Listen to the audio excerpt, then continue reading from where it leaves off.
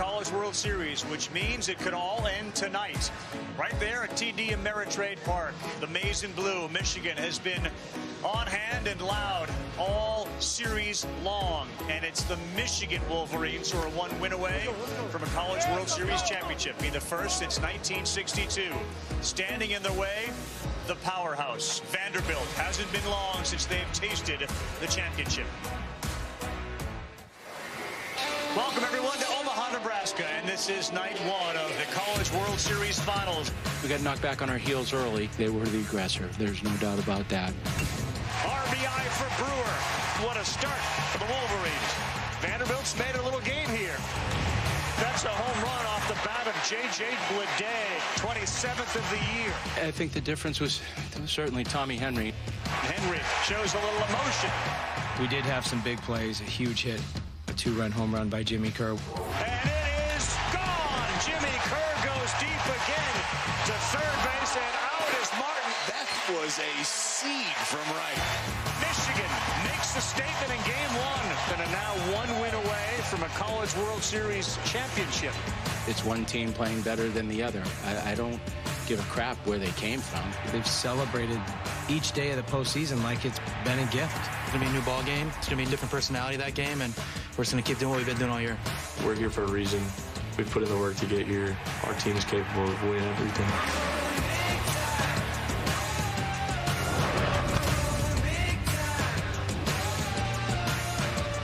A perfect night here in Omaha as we welcome you to the NCAA College World Series presented by Capital One. If the school's basketball coach is a good luck charm, well, Juin Howard has been replaced by Jerry Stackhouse of Vanderbilt. Our College World Series final storylines. Not since '62 has Michigan won it all. They were good in the '80s, but never won a title since '62. Vanderbilt did win in 14. They've been in the finals in 15. Now again in 19, they're knocking on the door. The Buckeyes, the last Big Ten team to win it. And the relationship between Eric Bakich and Tim Corbin goes back to Clemson 2002. Then they both bolted for Vanderbilt with Corbin, the head man, taking Bakich along with him, and they built a dynamite program. Chris Budden will join us shortly. I'm Carl Ravitch, Eduardo Perez, Kyle Peterson as well. Michigan did everything right last night. In fact, Michigan's been doing everything right for a long time. No team can feel as good as they do coming into this game tonight. How optimistic are they, would you say?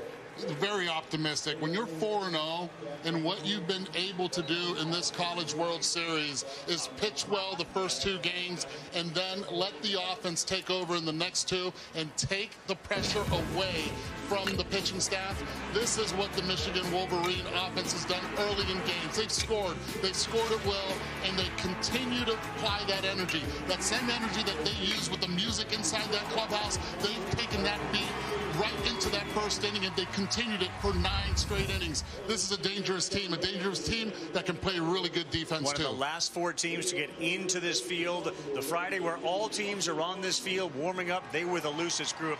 They're aggressive and they have a great attitude. However, the baseball conundrum for any team that's riding high is the guy that's on the mound. And for Vanderbilt, they could not have asked for a better guy to try to make sure this doesn't end tonight. No, if you want to turn the page, you want to turn the ball over to Kumar Rocker based on what he's done recently. He's just a freshman, but he has not looked apart over the last 10 starts. And in probably the biggest game of the year for Vanderbilt, Rocker threw as good as you could possibly throw and did something that had not been done in Vanderbilt history.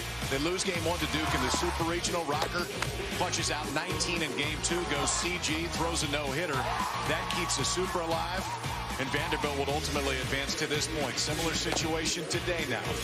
In an elimination game because of the game 1 loss, and you got to be comfortable with Rocker being out there just based on what you've seen before. He is turning into an ace before our eyes. Sure is. 9-1, his last 10, 4-0 in the postseason with an ERA of 1. Will great pitching slow down great hitting at the College World Series? This memorial, when I came, I was asked to just be a representative. Now they've become my family. My name is Nola Fritz. I am a Gold Star mother. I lost my oldest son, First Lieutenant Jacob Fritz, January 20th of 2007. He was executed as a POW in Iraq. What you see behind me and what I travel throughout the United States with is a memorial to those soldiers that we have lost since the global war on terror. My goal and the goal of Patriotic Productions is to bring this throughout the United States. The reason we felt it was important to be here at the College World Series is because there are so many different fans from different areas of the United States. That's what's important to us. We want these soldiers remembered. We want their stories told. And so important given the age of the people that are on this field and so many of them that are in the stands. Vanderbilt and Michigan starting a little late tonight due to some rain issues we had earlier. But now we are set for the national anthem. And for that, we send it down to our public address announcer. Ladies and gentlemen, please honor America and those who support our freedom at home and abroad by joining Patrick Mason from Annapolis, Maryland, in the singing of our national anthem. Oh, say, can you see by the dawn's early light what so proudly we hailed at the twilight's last gleaming, whose broad stripes and bright stars through the perilous fight o'er the ramparts we watched were so gallantly streaming, and the rocket's red glare, the bombs bursting in air, gave proof through the night that our flag was still there. Oh, say, does that star-spangled banner yet wave o'er the land of the free and the home of the brave?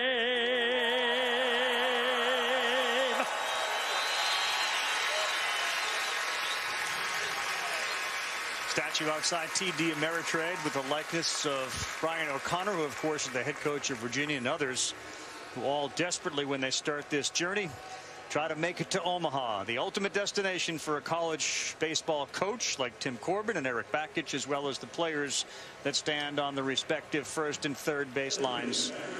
One of them has a chance to win a championship tonight, the Michigan Wolverines. The other, a recent champion back in 2014, sending their ace Kumar Rocker on the mound to try to prevent that from happening.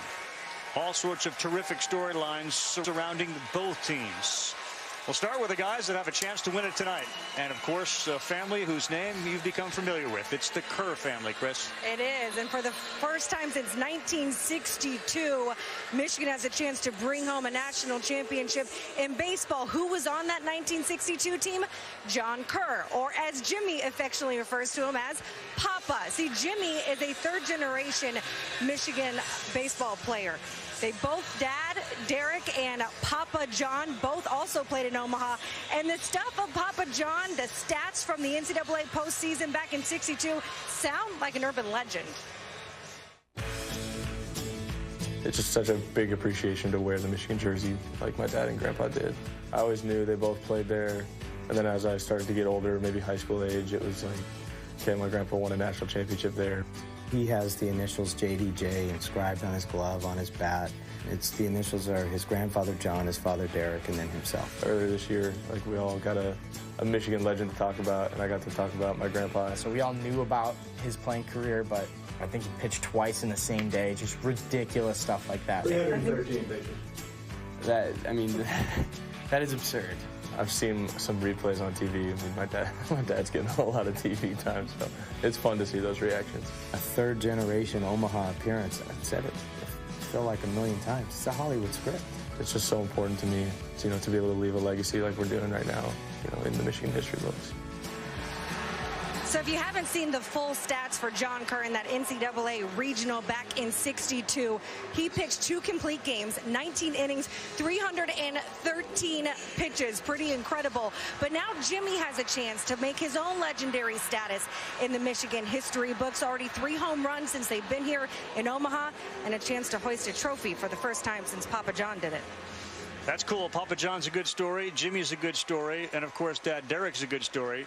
The story that doesn't get told very much is Derek's got another brother named John, who is a huge Michigan fan, went to Michigan, lives in Vegas, and every time he goes to see the son play here, his nephew, they lose. So he has not been invited to Omaha. He's watching on TV. Hey, John, how's it going?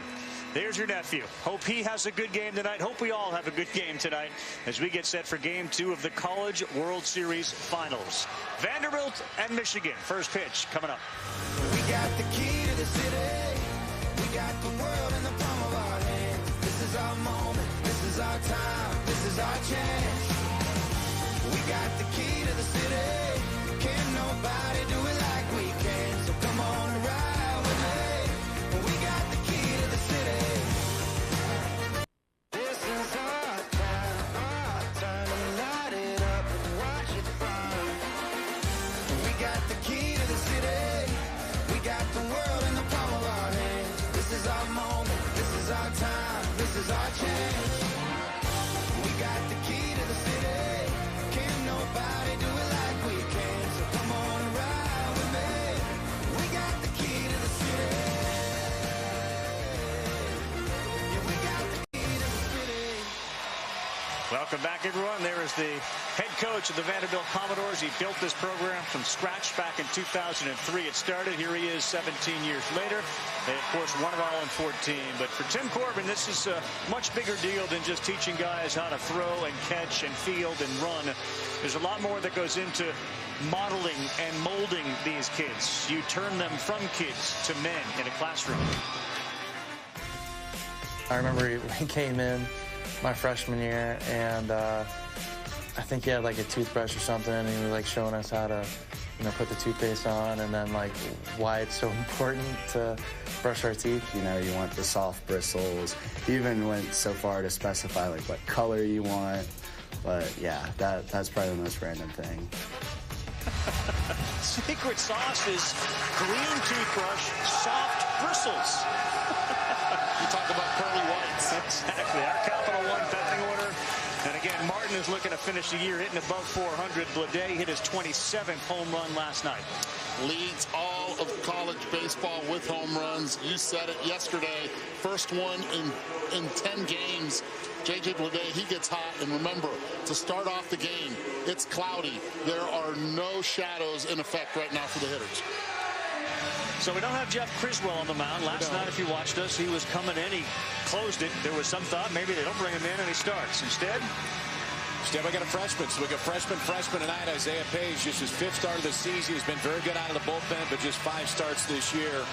Can you get to Criswell? And I think that's the question tonight for Michigan. They like Criswell best in the bullpen. He is able to go today. Probably can't go more than 50 or 60 pitches. If you go Page to Criswell, that's the ideal environment tonight for Michigan. Redshirt freshman out of Diamond Bar, California. Saw his numbers there. 16 earned runs, 16 walks, 20 strikeouts. He's allowed 4 home runs. And again, this Michigan team has got here using 3 pitchers. That's it. Now we see a 4th. And he sees Austin Martin, third baseman, a sophomore, 6 foot, 175 out of Jacksonville, Florida. All right, play.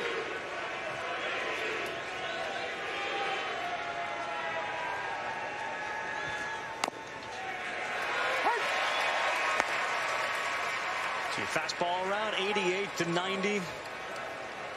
Martin, a contact hitter, freshman All-American last year. And his ascent to the top of college baseball has been pretty rapid. He's behind 0-2.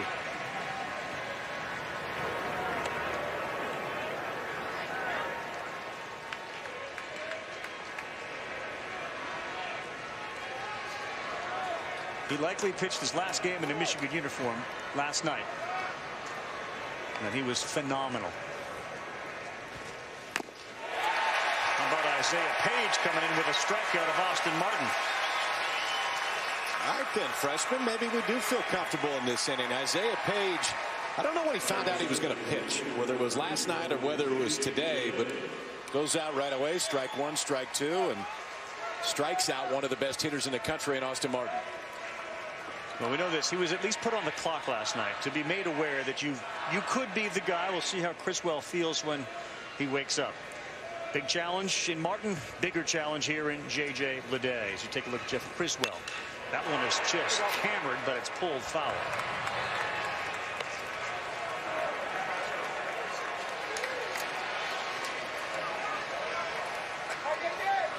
Went number 4 overall to the Marlins. He was the McNeese Outstanding Player Prospect in the Cape Cod League.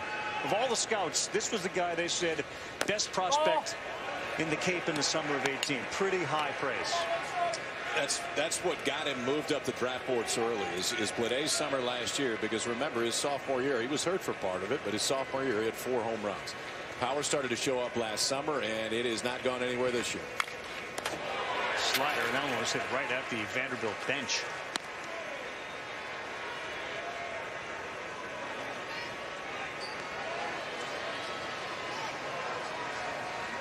Pretty silly numbers. He's reached base successfully in 96 of the last 97. And if he reaches tonight, it'll be 50 straight games that his foot has touched first, and he's stayed there. 2 of the top 3 in exit velocity so far in this College World Series belong to J.J. Bleday. Hardest hit so far is 111 miles per hour. He's 6'3", 215 pounds. A leader on the field and a big-time leader off the field for this Vanderbilt team. Isaiah Page doing a good job locating his pitches. He is, and that's kind of who Page is. I mean, it's a fastball that if he bumps 90 tonight, that's a big number. He's going to sit 87, 88, somewhere in there, but what he is going to do is usually pound the strike zone.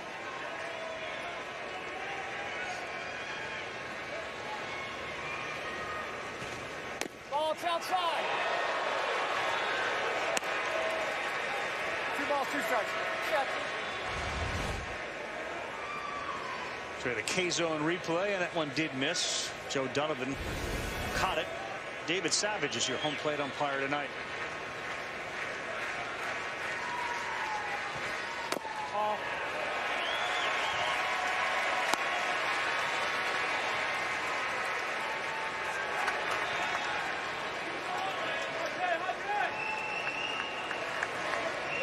Two terrific right fielders tonight. Jordan Brewer from Michigan, whose arm we saw last night. And this guy, Bleday, on the 3-2, popped it up. Franklin was deep. He's coming all the way in, and he makes the play. And that's a long run. It felt like he ran about 60 yards to make that play. You're going to see a lot of that tonight. A lot of fly balls. The outfield is going to get their work in. When you have this type of velocity, pitches mixing, the changeup, the slider, and then fastball elevated, that's what you're going to get. Which brings up the shortstop, Ethan Paul. We had a storm cell roll through here with some thunder and lightning, but man, has it left it quiet. Look at that flag in center. It isn't moving. This is another one that is pulled foul on a first pitch. It gets to the upper deck down the right field line.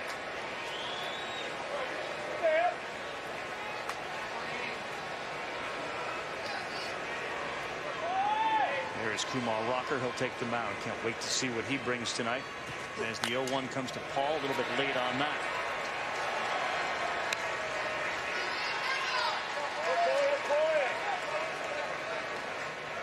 Ask Ethan Paul what one of his characteristics are that you may not know about. Yeah, this is just an ideal characteristic for a shortstop. Is he is a pretty sick juggler. Great hand-eye coordination. Give him any 3 objects and he can make him sing. And you want your shortstop to be able to do that. I bet Omar Vizquel was a hell of a juggler. What about you, KP? You're a pretty good juggler? That's kind of what I'm known for first. I mean, it's it's what I lead with when I meet somebody. Top line resume. Yep. Nice to meet you. I can really juggle.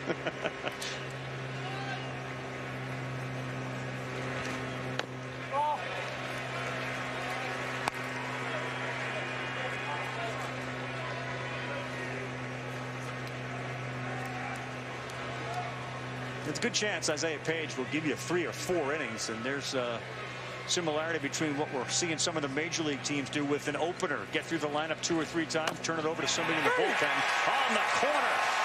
And Isaiah Page delivers a very successful top half of the first. Jeff Criswell, the first one out there to congratulate him. We'll see Kumar Rocker when we come back. Backage is ready, and he's having fun with the cameraman. So he's comfortable. Why wouldn't you be after the way Isaiah Page pitched in the top of the first? So his offense has been great. We'll take a look at our Capital One batting order for the Wolverines.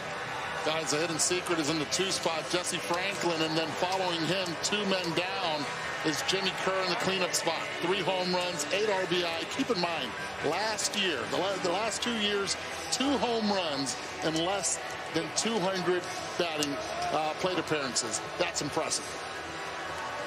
There's really no secret about Jimmy Kerr, and there's zero secret about this guy who burst onto the national scene with that 19 strikeout no-hit effort against Duke in the Super Regionals. Like social media explosion. Kumar Rocker's name trending all over the place.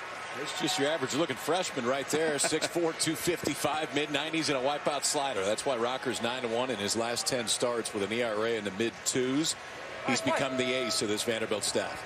Fastball slider guy. Jordan Wogu leads things off, and there's a fastball right in there at 95. Hello. That sounded hard.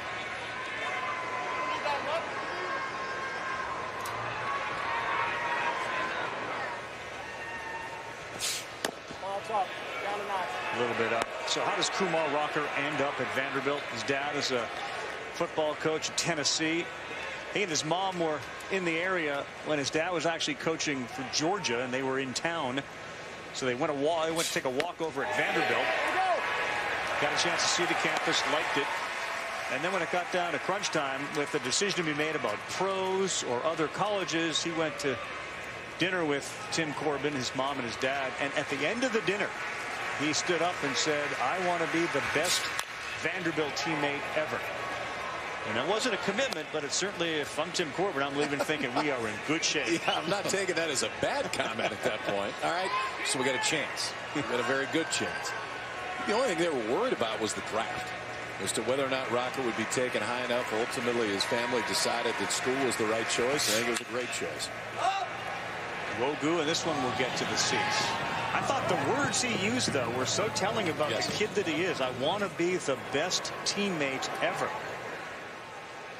You throw teammate in there for a group of kids in an age bracket that generally is about me, and he's talking about being a teammate. Not only is Corbin walking away feeling like I love this kid on my team, but boy, I love this kid in my clubhouse. And here's a future leader, too. I mean, it's one thing to have somebody in a club. It's another you can look at that can turn into a leader in a fairly short period of time. 1-2. See you later. Strikeout number 1 for Kumar Rocker. How about setting the tone early with that fastball? We saw 19 strikeouts against Duke. All those were off the slider. This time, that's a swing and miss fastball up in the zone. He's got the good stuff tonight, it looks like. It's early returns right there, but you can see so far in the NCAA tournament, 3-0 with 33 punch-outs and just 3 walks. That usually plays. So Jesse Franklin, the center fielder. 0-1. 6'1", 295 out of Seattle, Washington. Went in the 37th round last year to the Mariners. He's having a very good World Series, 6 for 17. And this one to left field. Steven Scott not having any issue with any sun tonight as it's fairly cloudy out. And an easy second out.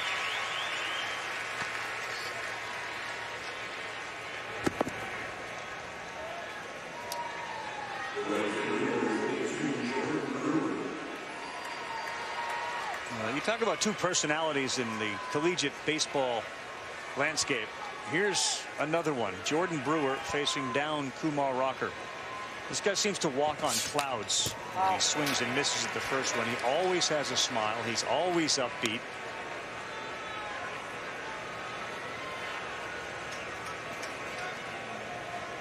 And how about that arm last night, that throw to nail Austin Martin at third base? My goodness. Kumar Rocker is locked in tonight, at least early on with that slider and that fastball combo. This is the A+ stuff so far for Rocker. He's a strike away from preventing Michigan from doing what they've done in every game, which is score a first-inning run. Rocker rock solid. 2 strikeouts, 3 hitters. Maybe in for something special. Big number 80. Bringing it here on the mound in Omaha in a must-win game for Vanderbilt. Mom fired up. Dad, business as usual. The NCAA College World Series is presented by Capital One. What's in your wallet? And in part by Arby's. Arby's, we have the meats. Welcome back, everyone. And it's 0-0, top of the 2nd inning. Kumar Rocker matching Isaiah Page. Phil Clark and Pat DeMarco, followed by Steven Scott in the 2nd inning. Wow.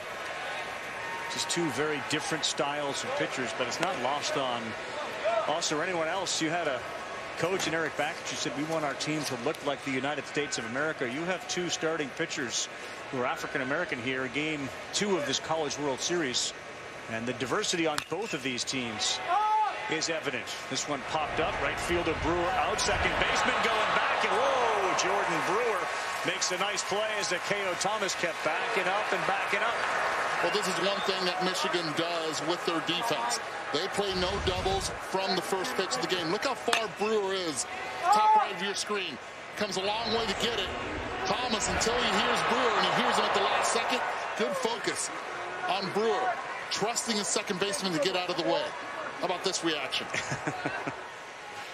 That is not an easy catch. Now Pat DeMarco. Oh.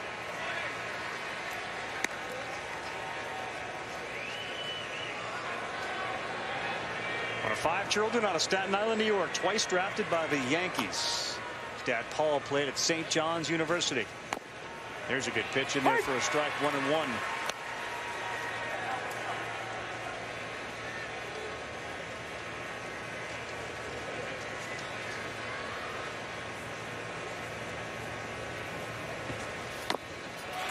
Good slider. I mean, you love the fly ball. What would the chances be that you caught that ball that he just caught? Open mouth? Definitely I would have caught it. Goodness. I thought you knew I was going there. We put that to rest. No. It's never going to be put to rest. Come on. And first of all, my first step would have been back to allow the second baseman to make that play.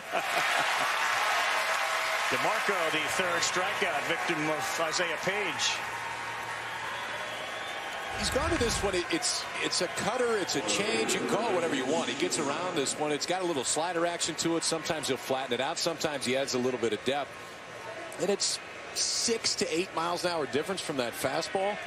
Whatever Page throws so far, he's thrown with conviction. That's his 3rd strikeout already. You cover a lot of the SEC. How many times do you think Vandy faces a pitcher like this with this velocity? Steven Scott sends one down the line, and this one is towards the corner looking up, and if it's fair, it's gone. Foul ball. Close. Just 87, 88, right-hander. And that's another foul ball that's been hit by a lefty, pull side. Leday did it. Paul did it. Now Scott's done it. And all 3 have been far enough to carry out of the ballpark. That one just a tick early. Yeah, to your point, I mean, usually see a little bit more velocity than this. Whew, that missed by about 2 feet. I think the key, though, tonight for Page is the ability to mix up and change speeds. Change eye level a little bit. He's going to get some fly balls. That's a pretty good pitch. And not be afraid to throw that fastball in. And early on, he's shown the ability and the willingness to throw the fastball in. Scott's been red hot, hitting .325 in the 4 College World Series games. This one is hard on the ground. Kerr had to go under the glove. And only the 2nd error that they have made at the College World Series. And that was the 3rd out that went right underneath the glove of Jimmy Kerr.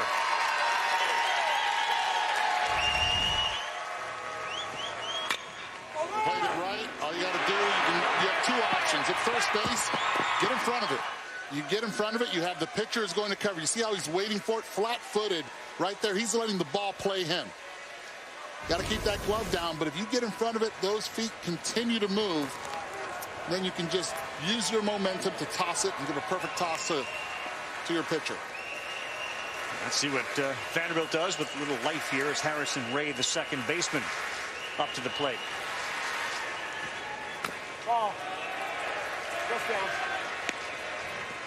It's going to be interesting, the adjustment that Vanderbilt will make the second time around when they see Page. Page has thrown everything but the kitchen sink already to get through these first 5 outs to each hitter. Cutters, changeups, fastballs in and away. Ray, good bunter. He's come up with a ton of doubles lately. He's got 18 of them on the season. Really good speed, too, for a Vanderbilt team that has stolen 79 bases this year. When you compare that with the Michigan team that has stolen 103.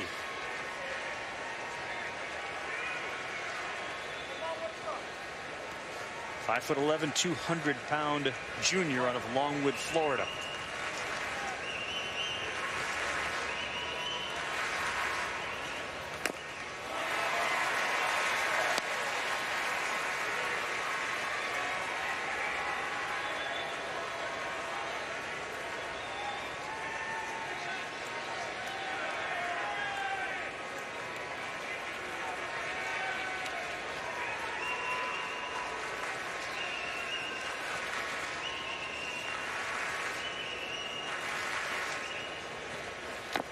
Won't chase it. We talk about Michigan, how deep they play. How about third base? Nelson right on the line. No doubles or 2 outs. They do this with 1, no outs. They will not allow you to get extra base hits. Vanderbilt is 57-12, which means they rarely lose. When they do lose, they win again. They're 9-2 in the games that come after a loss. This may be a tough play on a slow roller, and Ray can fly, but is thrown out by Jack Blumgren. He's faced 7-0 across, and the Wolverines have Kerr coming up when we come back. He's going to have no problem going through this program. I feel like, I mean, he's a freshman now, and he's doing big things. He's just a kid that goes out there and likes to compete and have fun, and he asks questions of the other guy, which is good to see, too, because he likes to learn. He doesn't just go out there and think he's, oh, I'm the best pitcher. I don't need to know anything from anybody, which is really fun to see. That was the testament a lot of the older guys said about Kumar Rocker, was just the fact that he asked them questions. He didn't come in all know-it-all. He'll ask, what do I throw when it's 0-2, or am I wearing pants and a polo today?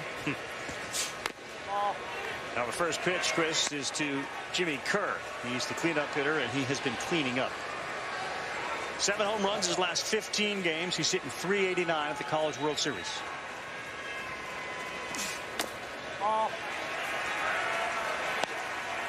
Behind 2-0. We can talk all you want about the recent draft and where the guys were taken.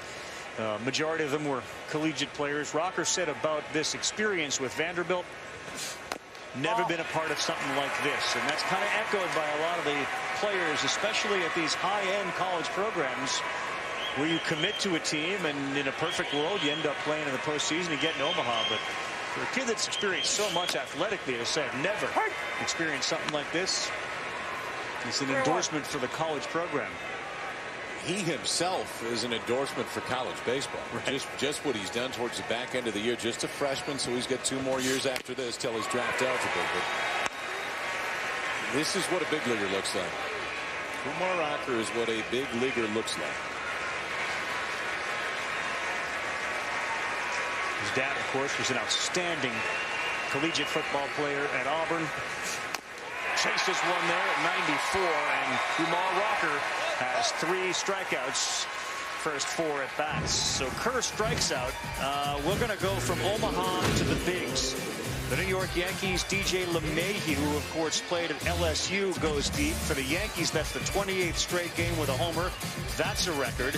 He then was followed up by Aaron Judge, who homered, and then Gleyber Torres homered. So the Yankees are hitting a lot of home runs tonight. And LeMahieu, of course, was a star with LSU in the College World Series not too long ago. LeMahieu started with LSU here Aaron Judge won the home run derby here. Fresno State. Yeah. A lot of people don't know they have a home run derby that follows this event, what, a couple of days from now? Saturday night. Saturday night. Yeah. 0-2, Blake Nelson. Oh, boy. Kumar Rocker, strikeout number 4. The most impressive part is when you do the scouting report, you know he has a wipeout slider, but the fastball is the one that's been working big time. That one with a little cut to it. So far, 4 strikeouts, 3 of them on the fastball. So, Kyle, Eddie asked you, how often does Vanderbilt face somebody with the velocity of a Page? How often does Michigan face somebody like this? There's not too many like this. It doesn't matter what league you're playing in or who you face over the course of the season. Bullock tried to bunt that 95-mile-an-hour fastball, and that didn't work. He sends it back to the fans in the stands. 5'10", 175 out of Chicago, Illinois.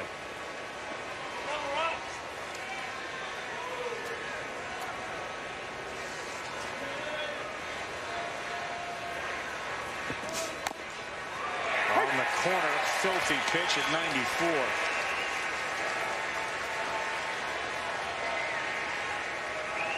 .175 at the plate, 255 on the mound. 8 straight strikes. The 0-2 gone. Wow. Kumar Rocker, 5 strikeouts through 6 hitters.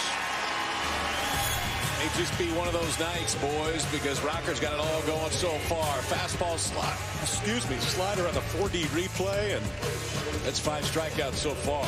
I might get a drink of water.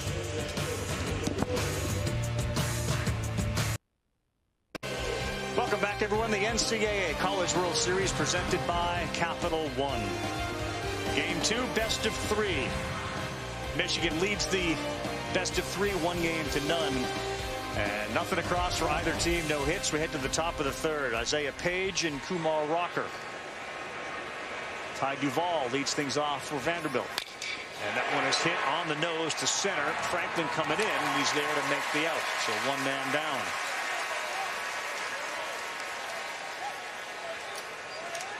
I'm sure a lot of people for the first time are tuning in and watching Rocker pitch, and they are probably blown away by what they're seeing. Yeah, 2 different types of pitchers on the mound. One, power, swing and miss. You see the focus, and it's been on since around the 7th inning of last night's game. And then on the mound, Page, it's more of a contact. He wants to get you out in less than 3 pitches. Let his defense work. First pitch to Julian Infante. He's the first baseman. Ball 1. He bats 9th. He's got 12 homers out of that 9 spot.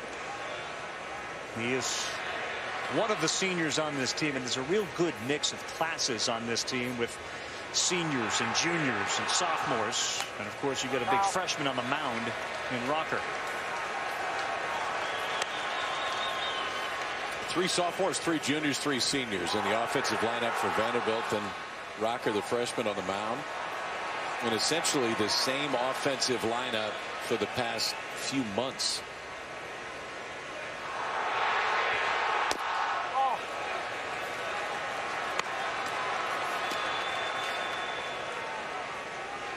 This is a good matchup actually for Infante. He allows Page to get that ball up, not chase the pitch down and away. Struggling a little bit here in Omaha. Looking for a second hit. He swings and misses at that one. It came in at 80 miles an hour.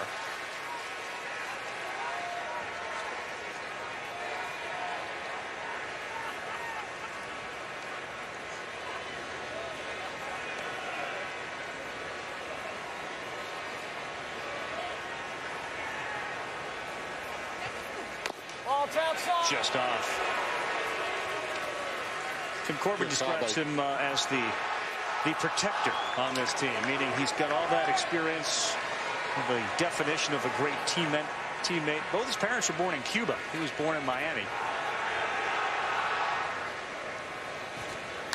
3-2. That one is into the gap, and it stays up, but not long enough for Brewer to make the play. Good job by Infante, his second hit in 14 at-bats.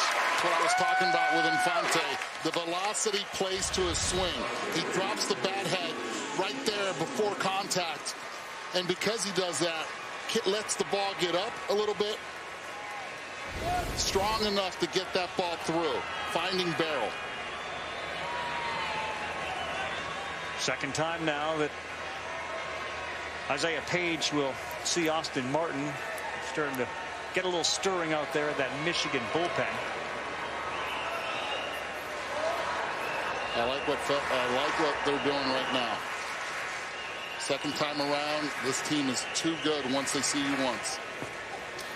That one gets past the catcher right through Joe Donovan's legs, and we saw that a couple of times last night. That time. And now in a scoring position, Julian Infante. Yeah, the hand's in the right spot, but this is the one where you got to drive the glove and the bare hand right into the dirt, and you can see it comes all the way up. Just as that comes up, you're trying to play the hop, especially on that breaker ball that's going to stay down when it bounces.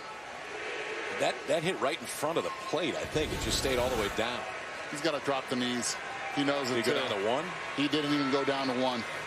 Kept both the knees off the ground. Too. And if you do that, if you don't go to the knees, it's a lot tougher to keep that glove in the bare hand all the way into the dirt.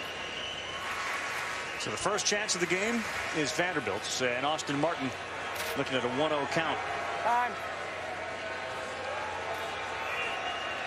Martin's one of these guys that will impact the game like every time he plays, whether it's with his legs, with his glove, with his bat. He's in the middle of a lot of things. And as a sophomore, he's got another year until he's drafted. He'll be a very high draft pick. Watch both knees. You want them to drop to the ground. Never got any of them. And once the ball went through, that's when the left knee touched ground. A little too late. 10 homers, 19 doubles. And this one's slow roller up the middle. Blomgren there, got in front of the second baseman, and he makes the play. There's a little confusion out there between Blomgren and Akeo Thomas, but they pick up the second out. It's pretty good work by Blomgren right there, too, because his feet entirely stopped. Because the second baseman, Thomas, and the shortstop, Blomgren, are coming together. Watch his footwork when he gets there. Everything stops. Now we've got to start again and try to get momentum over to first base. You're facing a guy in Martin that can absolutely fly, and it looked like the throw just beat him. Where was Thomas going on that ball? He wasn't shifted. He's playing a little bit more up the middle, holding the runner. Just like the base runners have to know where the defense is, especially in the outfield. The infielders, with all this shift going on, they have to know where their teammates are. Nickname is J Square. J.J. Bleday bats now. Runner at third, trying to break through against Page. And this one is pulled again down the line. And it is again foul.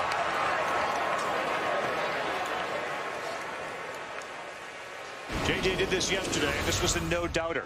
Great balance. Left on left. It's exactly what he needed. Sometimes you need those left-handed pitchers to be able to balance you out a little bit. Keep you tall in that box. So far, J.J. Bleday with 2 long foul balls into the stands. I don't like this matchup if I'm Michigan right now. You got Bleday, who leads the country in home runs. The off-speed pitch from Page is going to come back into that barrel. I know he was a little bit early on the one before, but second time around, I'd be really careful here. I would not give him anything to hit. And there's more to Bleday than just power, hitting .352, 14 doubles to go with those 27 home runs. 71 runs batted in this season. And a future member of the Miami Marlins, selected 4th overall in this 2019 draft. Left field, there's nobody there. Will Bullock be able to run it down? Yes. Boy, did he close quickly. Looked like that was earmarked for the gap, but Christian Bullock. They got 3 center fielders on Michigan, and they're catching everything. We've heard the doubters, people, saying we're a long shot. People are going to say what they want to say about it, but the thing that makes us special is that we don't really care. We're here for a reason. We just have to believe our team is capable of winning everything. So Michigan has sort of heard the doubters, which, of course, with their play, they created the doubters. This was a top 20 team when the season began. Then they won the Corvallis Regional. They defeated the #1 team in the country in UCLA, the overall #1 seed, in 3 games in a super. Henry pitched game 3, coming out of the hospital. That's movie stuff. The first championship round appearance since 1962. And trying to do what Ohio State did in '66. But this is a really good team, and they are playing at a high level. This guy's pitching at a really high level, and man, he has been so good with that first pitch strike. Fastball in there for Kumar Rocker, who has struck out 5 of the first 6.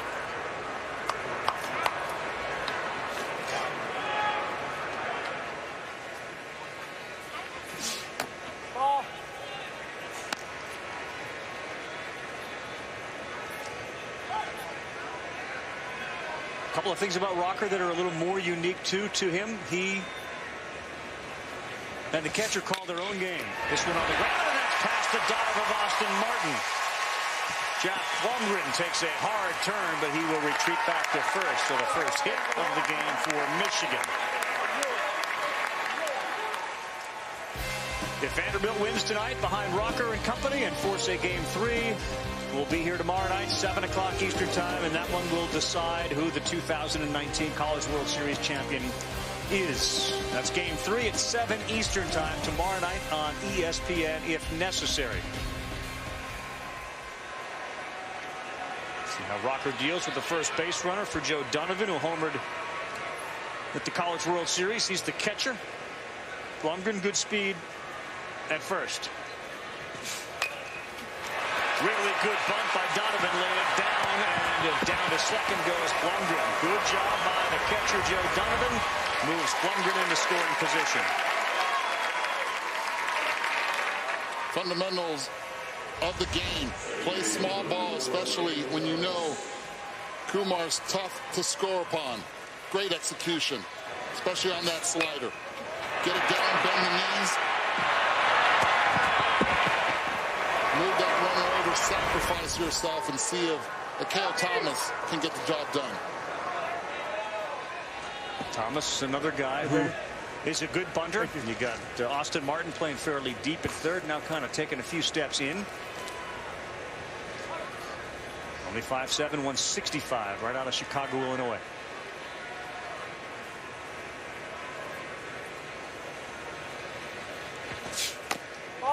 Inside, among the leading hitters at the College World Series, Thomas. He's 4 for 11, batting .364.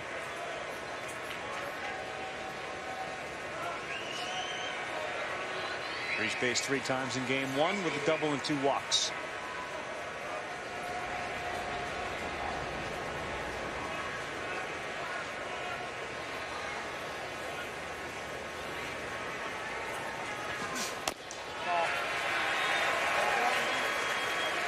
Right now, Kumar is slide stepping to the plate. Is a 1-1-5 to home plate with a runner at second. That is the respect that they are giving Michigan for the way that they've attacked on the base path so far this College World Series.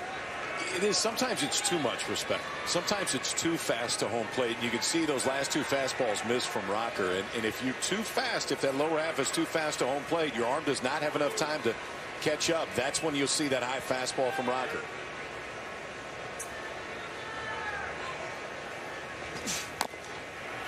Slowed down there.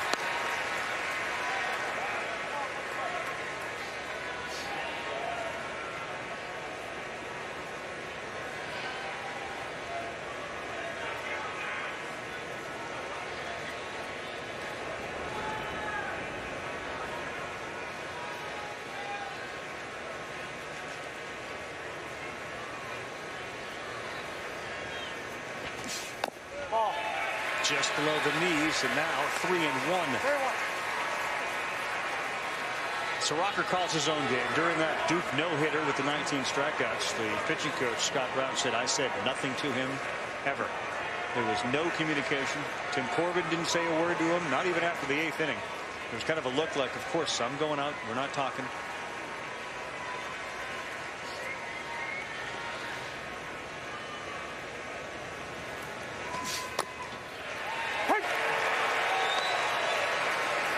Piece of the inside corner, according to David Savage. K-zone.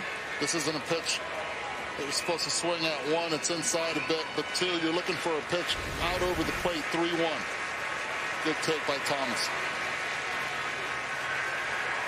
Outfield shallow. Be difficult for Blumgren to score, especially with Blade where he's playing and a really good arm in right field if it gets to him. I got you. I got you. I got you. Here you go.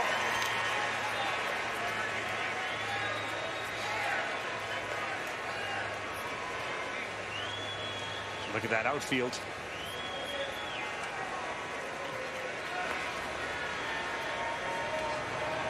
Kind of like Wimbledon, you can see where the outfielders have primarily stood. The grass is discolored where the outfielders generally stand at the baseline at the All England Club.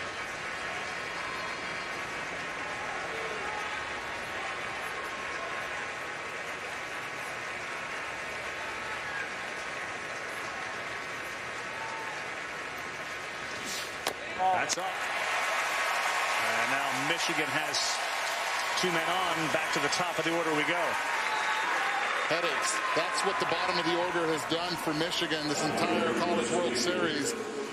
Take a lot of pitches, get on base, and create a lot of havoc.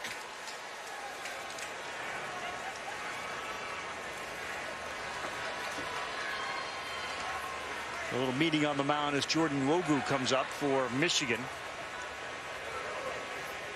And Scott Brown's also going to make a walk out to the mound to talk to Rocker. Kumar started by striking out 5 of the first 6. In this third inning, a single, a sacrifice bunt, and a walk.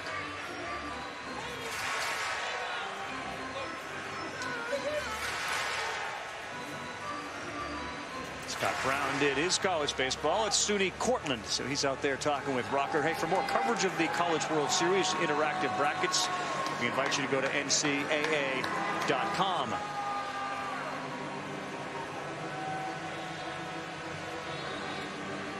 Kyle, what's your guess on what they're talking about? You scouting report on Wogu just to make sure everybody's on the same page right now and understanding who's on the base paths. Just to go over what they did his first at bat. Wogu struck out to start this one on an elevated fastball. It was up and away. Didn't look comfortable that entire at bat against Kumar Rocker. Rocker doesn't look quite as comfortable out of the stretch as he did out of the windup. He was very quick to home plate. Fastballs were up. And K.O. Thomas felt off a really good one to keep it 3-2 and worked himself a walk. Wogu was late on every pitch. Outfield will play him opposite field a few steps. Blade deep and right. Talk about a self-made player. 6 months. He's made tremendous strides. They didn't know if they were going to keep this guy. They put him in as a pinch runner. He stole a couple of bases like what we see out there. Now he's your leadoff hitter. DH late on that one. That came pouring in. Stay there. Stay there. After seeing that and seeing the first at bat from Wogu in this one, he is not seeing the fastball or has not pulled the trigger early enough on that fastball. And you can see the barrel lag. When that barrel lag's like that on the fastball in your mid-90s, stay with that pitch. If you throw him a slider right here, it gives him more of a chance. Blumgren at second, Thomas at first. Ball down.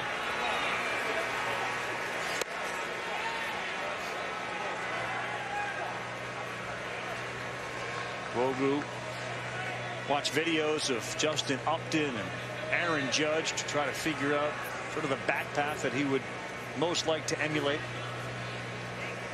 Grew up in Ann Arbor, Michigan, right across the street from the university.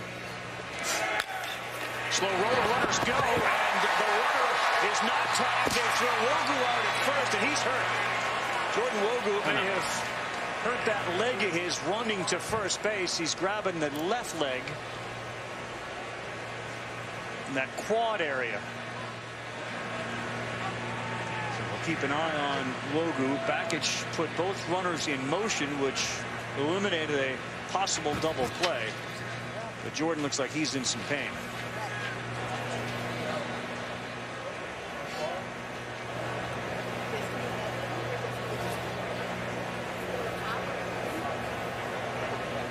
Kind of pulled up about 3 or 4 feet short of first base.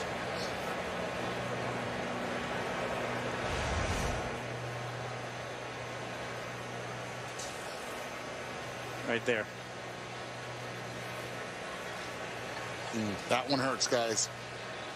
That one hurts for both Wogu and Michigan. You're a designated hitter, and you also depend on your speed. Big man like that. Tough to stay loose. He's not able to put any weight on that left leg of his.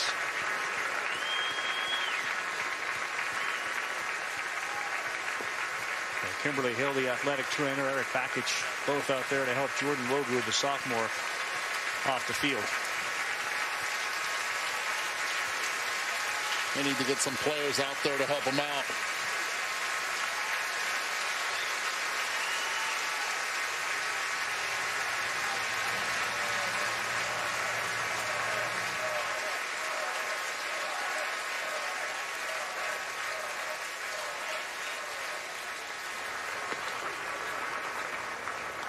Well, a leadoff hitter and designated hitter, and a huge part of what Michigan has done to get to this stage. Off the field and no pressure being put on that left leg. Chris will try to get an update as soon as it's available, but we'll go out. Yeah, I think that one's self-explanatory there. It's either a quad or a hip flexor or a groin, and if you can't put any weight on it going off, it's clearly not a good sign.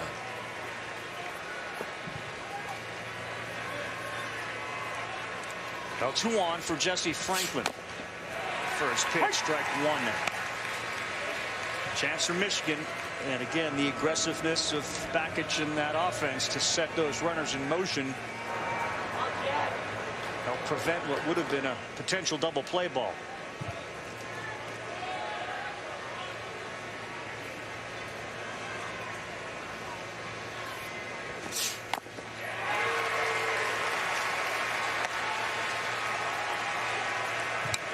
Talk about reverse splits. Left-handed hitters struggle against Rocker on the season. We're talking almost 100 points lower than right-handed hitters. It's because of that slider right there.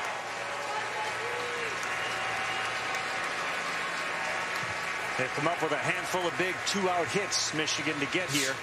Not here, though. 6th strikeout for Kumar Rocker. He leaves 2 men on. And at the end of 3, Vanderbilt nothing. Michigan nothing.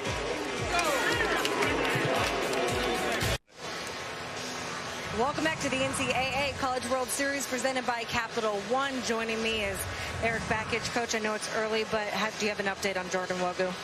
He was saying his quad felt it pulled, so I don't know. I haven't seen him since he went back there, but have to see how he is. And you know, we've got a couple guys on the bench. If he can't go, that'll have to step up. But if he can't, that's obviously a big loss for us at the top of the order. But if he can, then he'll be back in there. For Isaiah Page, when he hasn't pitched since regionals, how do you prepare him for this big of a moment? Well, you know, he and Coach Feder and really our entire pitching staff, all these bullpen guys who haven't thrown, they've done an unbelievable job of treating their bullpen work, making it game-like. And that only happens when the kids make it that themselves mentally. So besides the mental reps that they're doing and the drills that they're doing in the bullpen, you know, they have to take a look at what Carl Kaufman, Tommy Henry, and Jeff Criswell have done and how they've attacked the zone with multiple pitches. And, you know, so far Isaiah's, you know, he's given us a good go at it here, you know, throwing 3 pitches for strikes. And, you know, that's exactly what those other 3 guys have done. So proud of the way he's given us a start here. He's given us a chance. And then obviously we just got to continue to make an adjustment to Rocker, who's really good. Thanks, Coach. Thanks. 1 man down as Paul grounds out. Here's Philip Clark. Flew out to right his first time up. Called strike at the knees.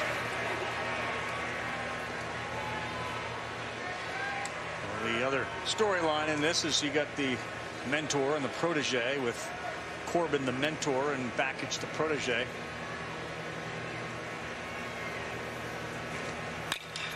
That's laced off the glove of the leaping Akeo Thomas, and Philip Clark's aboard with a single.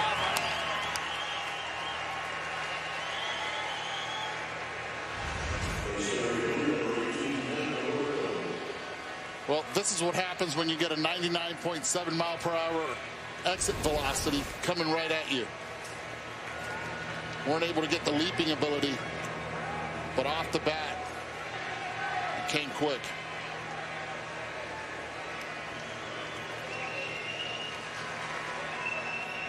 Sophomore DeMarco struck out in the second inning. Ball. Double-barreled action out there in the Michigan bullpen. Angelo Smith, the lefty. Benjamin Kaiser, the other lefty.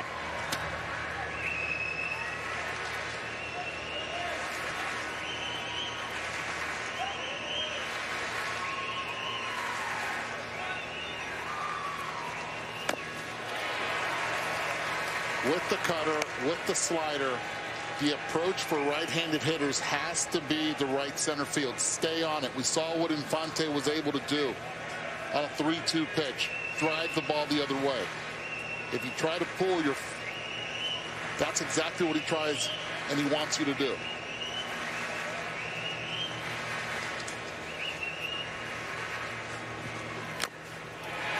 Foul tip. 1-2.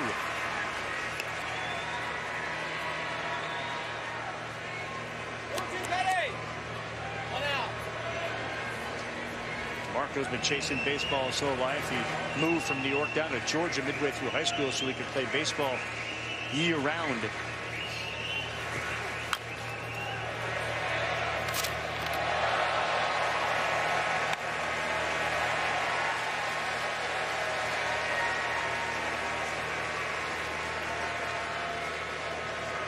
TD Ameritrade, top of the fourth. College World Series Finals, Game 2. Michigan wins tonight. They are a national champion.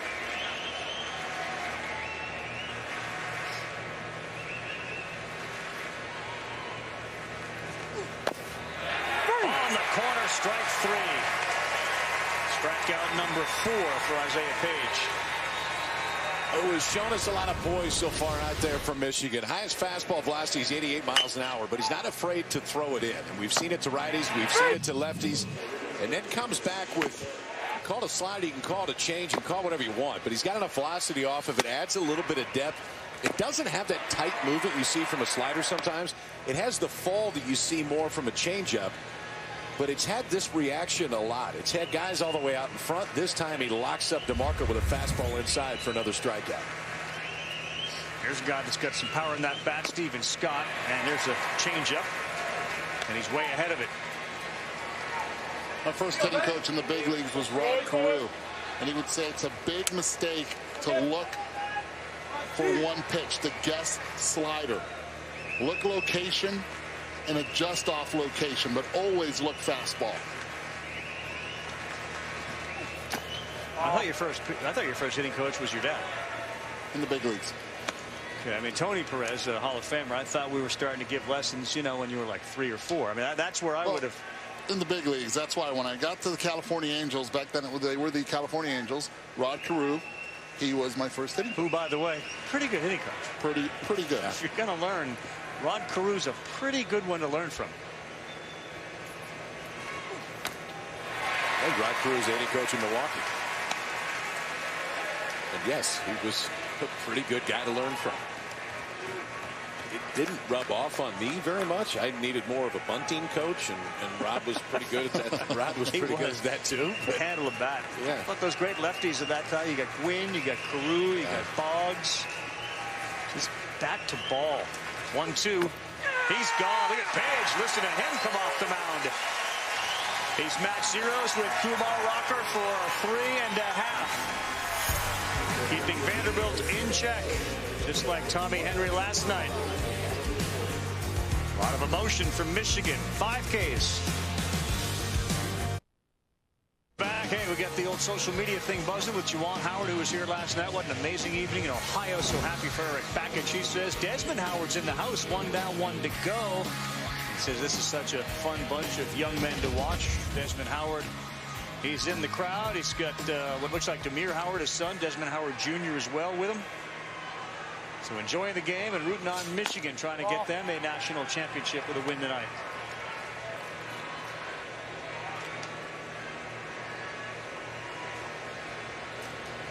Jordan Brewer, Jimmy Kerr, Blake Nelson against Kumar Rocker, who tugs that one. Is behind 2-0.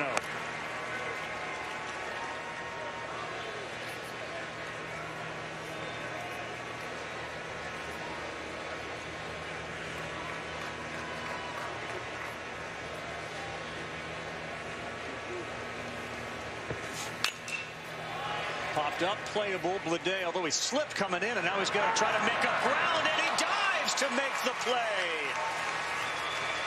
J.J. Blade lost his footing, and then he charged in and made a heck of a defensive play. All right, I'll go there. Don't panic. Slips on the first step, then comes on in, makes a wonderful play, adjusting, coming in. No doubt in his mind he was going to make that play. Really? There's no doubt in his mind he's going to make that play? In his mind. Now Jimmy Kerr bats. Well, it's just a different guy out there. Rocker, an easy 95, and he's been depending on that fastball a lot tonight.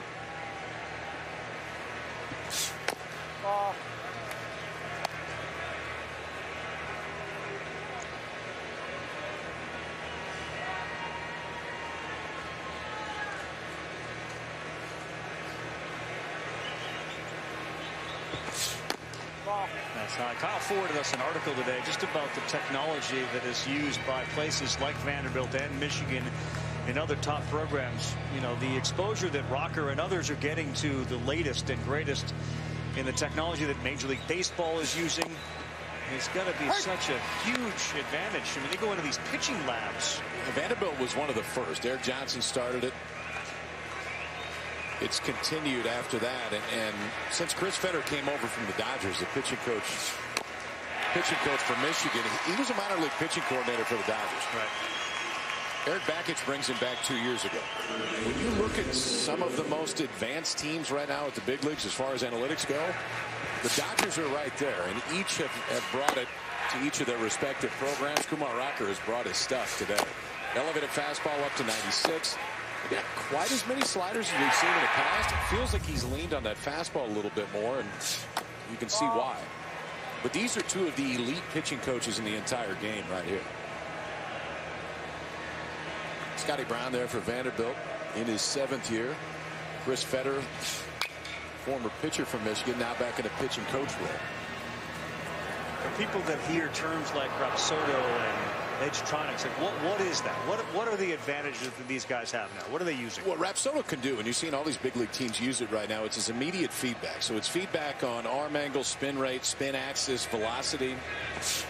So think of it like this. If you're in a bullpen, you're using something like Rapsodo. After every pitch, I can turn around and see exactly what the data says that pitch did. So I can work on it pitch to pitch, whereas years in the past, you were relying on your eyes, on feedback from the catcher. It wasn't necessarily hard data that came back and said, this is exactly what happened on that pitch. Now you've got immediate data that tells you exactly what it is. The Edgertronic camera just gives you the ability to slow everything down and see what your hand and arm angle looks at release. That's why, I mean, the top collegiate programs are using both. Yep. TrackMan figures into that, and obviously we're seeing it at the major league level all over the place. Another outstanding game for that guy, Tommy Hunter, last night, 2-0, and this one on the ground is short. That one is kicked, long throw, not in time.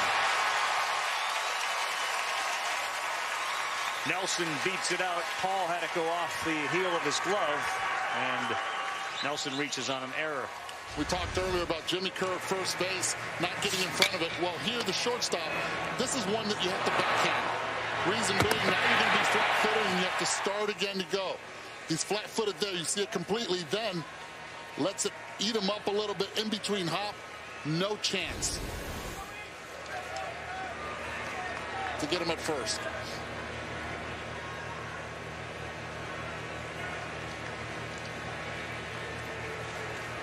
Here's Christian Bullock back up again. Struck out his first time up, and that one sails way wide. Throw behind the runner. That time Infante did get off the bag.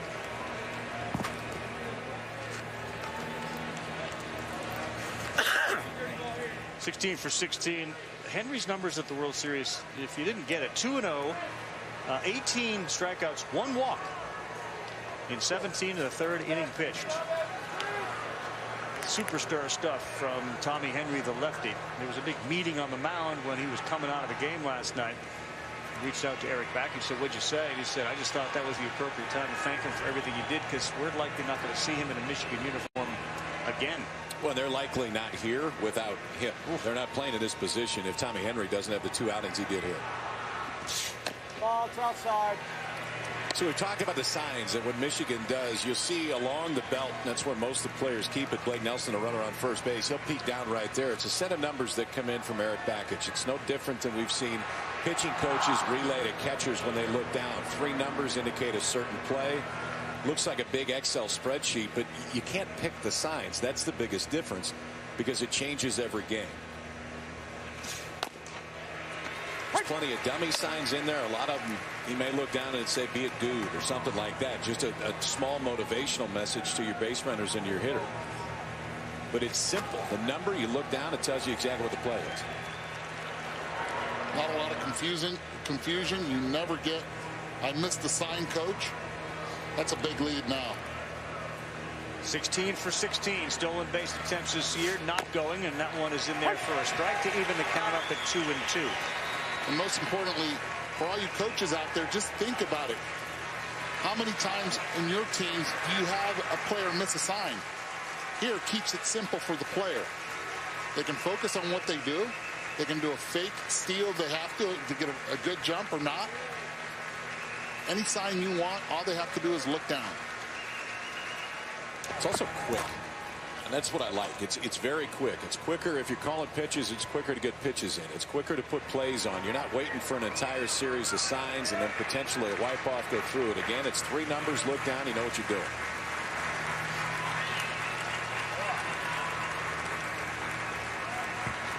He is going this time. That one's high, throw down. Diving play to make sure the ball didn't get into center field by Ethan Paul, but Blake Nelson steals his 17th base in his 17th attempt. This is a mistake up the middle right here for Vanderbilt, because it wasn't a great jump on first base by Blake Nelson, but watch the late break, and it was almost like Paul didn't know exactly who was going to cover it. By the time he gets there, if the throw's dead on the base, then maybe, but he doesn't have time to set his feet, so all the momentum is going into the base when the throw is there. It sails a little arm side off the right arm of Philip Clark, and Blake Nelson's now 17 of 17 in stolen bases this year.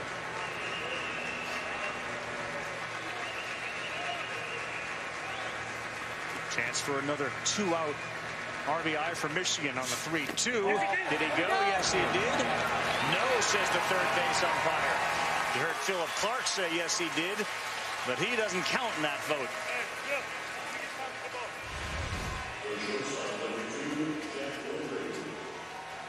Good call, third base by Klein. Now again, go back to that error at shortstop.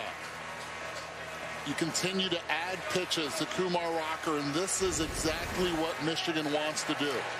Go deep into counts, get that pitch count up, and try to get to that bullpen. Jack Blumgren. He's got the only hit for Michigan tonight. Got to get swing at 94, but he fouled it off. Pulled a slider into the 6-hole for the only hit of the game from Michigan to lead off the third inning. That time elevated fastball. Blumgren a little bit late on. Got a chance to talk with Jack before the game. The sophomore's been dealing with a broken pinky for a long time. Yes, it's still broken. Yes, he confirmed. Fixed it after the season. Yep. Couldn't pop it back into place when it was first dislocated and broke, so he plays on. One runner goes to third in the dirt, and they both will move up 90. That's their game. They continue to do exactly what they did last night, and that's stay aggressive on the bases. Beautifully done right here. 18 for 18 now for Blake Nelson. Getting a good jump at second base, but most importantly now, putting the pressure on Clark behind the plate with Rocker's slider. Center fielder DeMarco shaded towards right field. In the dirt, good job by Philip Clark. Great block there. Talk about how nasty his slider is. Get the right angle, drop those knees, let that chest protector out front, create that angle to just deaden the ball down straight to you. Runners at second and third. 2 down, bottom 4-0-0. Chases that slider, and we're 2-2.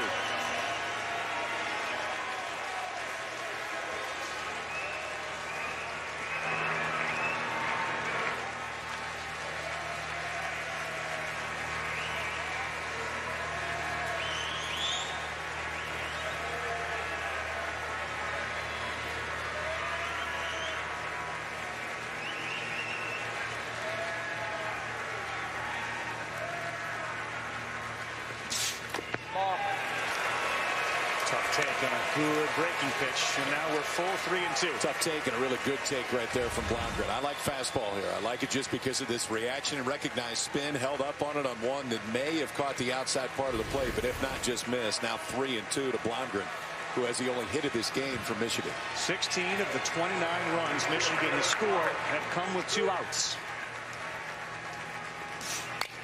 And this one to short. Fielded cleanly in the throw over in time.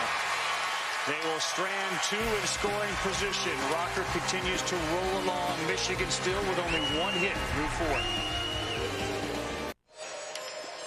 4. Omaha to London. Why don't we do that? On Sunday, Major League Baseball makes history.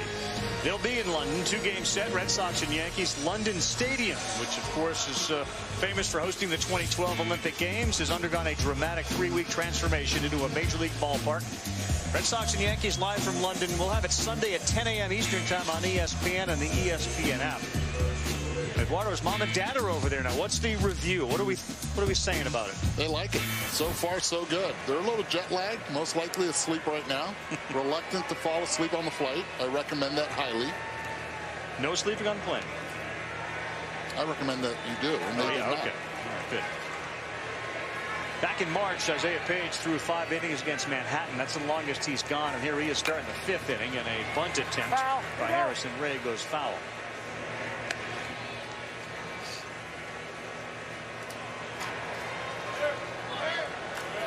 Michigan's been the aggressor again tonight. There's a feel like last night to this game, just in the style that Michigan continues to play. Obviously, the runs are very different. We jumped out to a 4-0 lead last night. Vanderbilt made it close. It was 4-3 at one point in that game last night. And Kerr wet yard, they added a couple. It was 7-4 as the final. I love that last inning from Michigan, though. You get a runner on with a 2-out error, then steal second, go double steal to steal second and third, and prove again that we will play our style of baseball.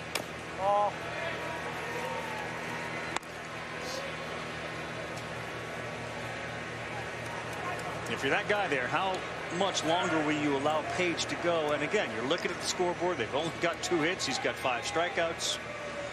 But next time through the order, you're looking at the 3rd time at Isaiah Page. Good to go. It's not going to be much longer. Page's longest outing of the year is 5 innings. Yeah. And just second time through the order scared me a little bit, and he's handled it. He's done a very good job. 3rd time through the order definitely does. I think it scared Eric Package, too, because that bullpen has been active ever since Austin Martin came to the plate. This one is into left. It's going to get down. He threw one at 79, and now you get real good speed on the bases in Harrison Ray.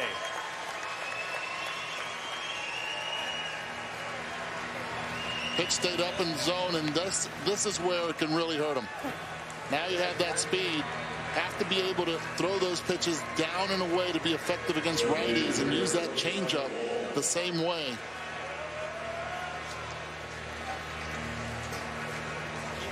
So Jeff Criswell has made his way out to that bullpen. There are a handful of guys, Criswell, Brewer, Henry, that all grew up playing high school ball in the same area.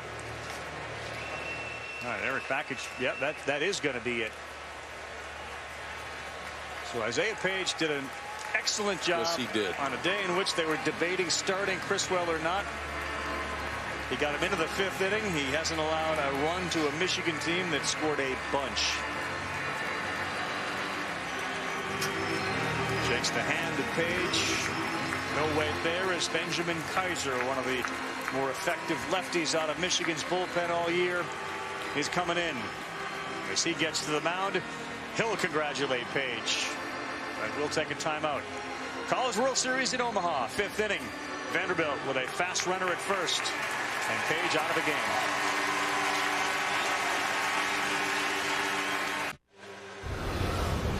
Isaiah Page comes into this one, makes just his 4th start of the year, and he looked really comfortable from the get-go. 2 strikeouts in the first, 1 in the second, 2 in the 4th for Page. Fastball, a little cutter mix tonight. Used them both out of depth when he needed to. That's the strikeout of Steven Scott to end the 4th. So a leadoff single here in the 5th will end the night for Page. But if you're Eric Bakich, Chris Fetter, this entire coaching staff from Michigan, you got to be elated with the job the freshman did tonight. Still in a 0-0 game as you take a look at the numbers on Benjamin Kaiser, 6'3" junior. Good numbers this year. Throw a fastball 90 to 93. If fastball's not working, he'll go to the slider. He works quickly. This one up the middle. Taylor made double play ball that goes underneath the legs of Blumgren. And wow, that's costly. Perhaps staring at the bag before he had the ball in his glove. And 1st and 3rd for Vanderbilt. Nobody out. Let's keep an eye on his eyes. See where they were tracking, if it was the ball or the runner. See him take a peek right before the ball came in to see exactly where the runner was right there, then go back down. But by the time he got there, the ball ate him up. No chance, crossed his feet. Watch him take a peek up, then look down. Just sped up on him a little bit. Best chance of the night for the Commodores. Julian Infante, and then top of the order. Nobody out, 1st and 3rd.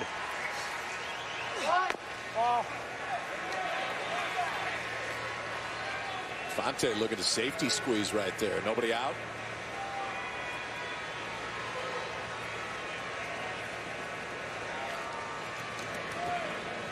Nelson even with the bag at 3rd. With Ray. If he shows safety again, I would love for Nelson just to stay there. On the corner inside, 1-1. The reason I say that is because the easiest bunt is towards first base. Kerr holding on. Duvall at first.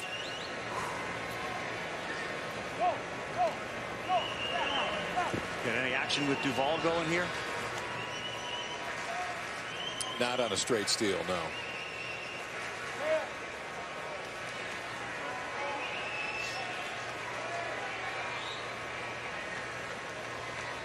Julian Infante, good power in that bat. And just misses. Kaiser came on. That was a double play ball that went underneath the glove of Blumgren. So instead of 2 outs and nobody on, you got nobody out and 2 on.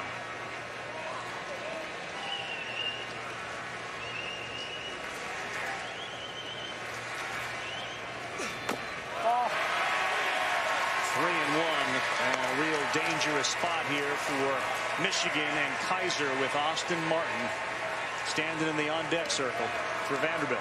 This is where if you're Infante, you're looking for one pitch, dead red, 3-1 fastball.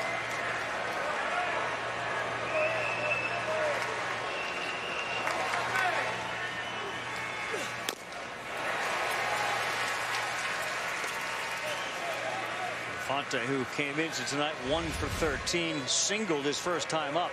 He got it. Swung over it.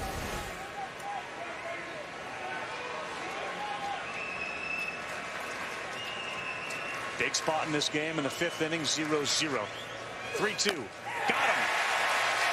Almost a quick pitch as Kaiser picks up his first strikeout.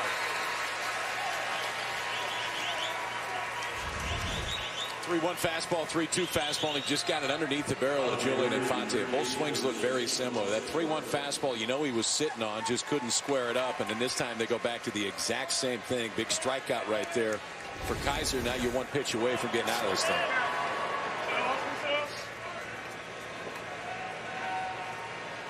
Tough guy to double up. Austin Martin. He's been aggressive on the first pitch so far this CWS.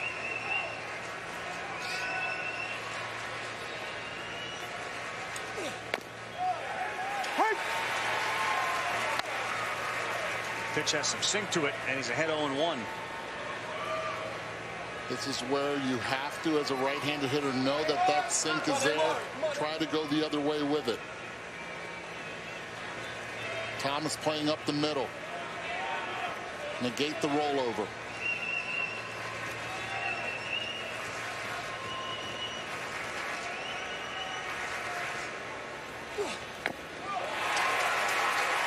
A wrinkle out of him, and it's now 0-2.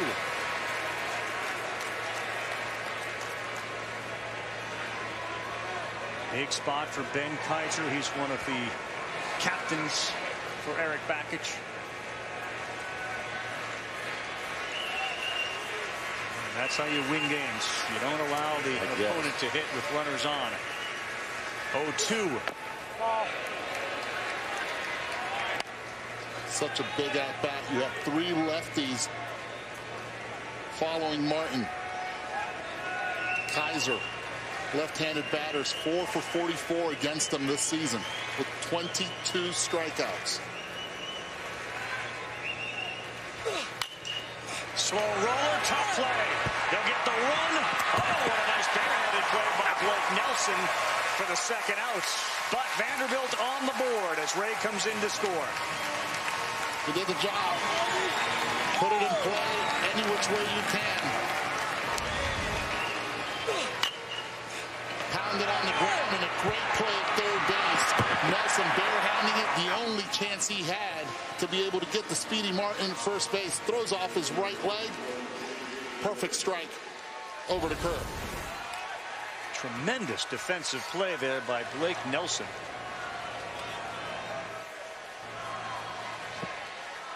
And now J.J. Bleday bats with Vanderbilt on top.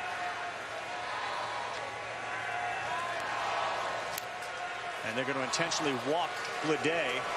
Take the bat out of his hands. He goes down to first. Eddie gave you the numbers against lefties. Shows you the respect they have for the Miami Marlins #4 pick in this draft. Don't let them beat you.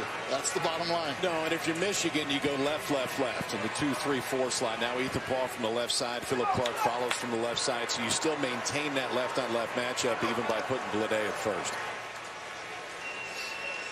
In the Louisville game, this was the guy that had the big hit, Ethan Paul. That highly charged emotional showdown with the Cardinals. In the dirt, that gets past Joe Donovan. And now two are in scoring position. Maybe a little cross up there as Donovan gets together with Ben Kaiser. For a team that doesn't like to get their signs mixed right there, they got him crossed up. Donovan's lucky he didn't break his right hand right there, because that looked like it caught the palm of his bare hand first before it hit any glove. That move was him expecting to see a breaking ball. That move was expecting that ball to break down towards his glove. Instead, it was his bare hand that caught the fastball first. Now they'll put Paul on. Yeah, they're going to walk Ethan Paul. I'm not big on this I don't play. like this one. Now you're forcing Kaiser to be too perfect. No room for error whatsoever. Philip Clark, a left-handed hitter, also coming up to the plate. This is the trust that they have in Kaiser, and Kaiser hasn't been out there in a while. Vanderbilt up 1-0 in the top of the 5th. They win. We'll have a game 3 tomorrow night. Michigan hangs on and comes back. They will be the College World Series champion. But all the chips have been pushed to the middle of the deck here on the top of the 5th. Back-to-back intentional walks to load the bases. How about the smile on the mound right there by Kaiser? I like that. Been waiting almost 2 weeks to be out there. He's just happy to be standing 60 feet away. He'll face Philip Clark. Ball 1. So you get Ty Duvall, who reached on that error. He's at third. Bleday intentionally walked at second. Paul intentionally walked at first. 68 big RBI for the cleanup hitter this season for Vanderbilt. Sophomore out of Franklin, Tennessee.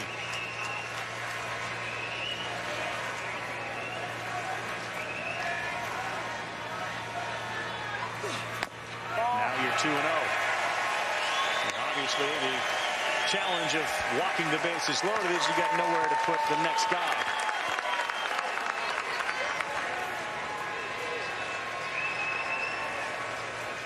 Jesse Franklin is playing very shallow in center field, and he is shaded towards left. There's a huge gap between Franklin in center and Brewer in right. Franklin's playing really shallow is what he's doing.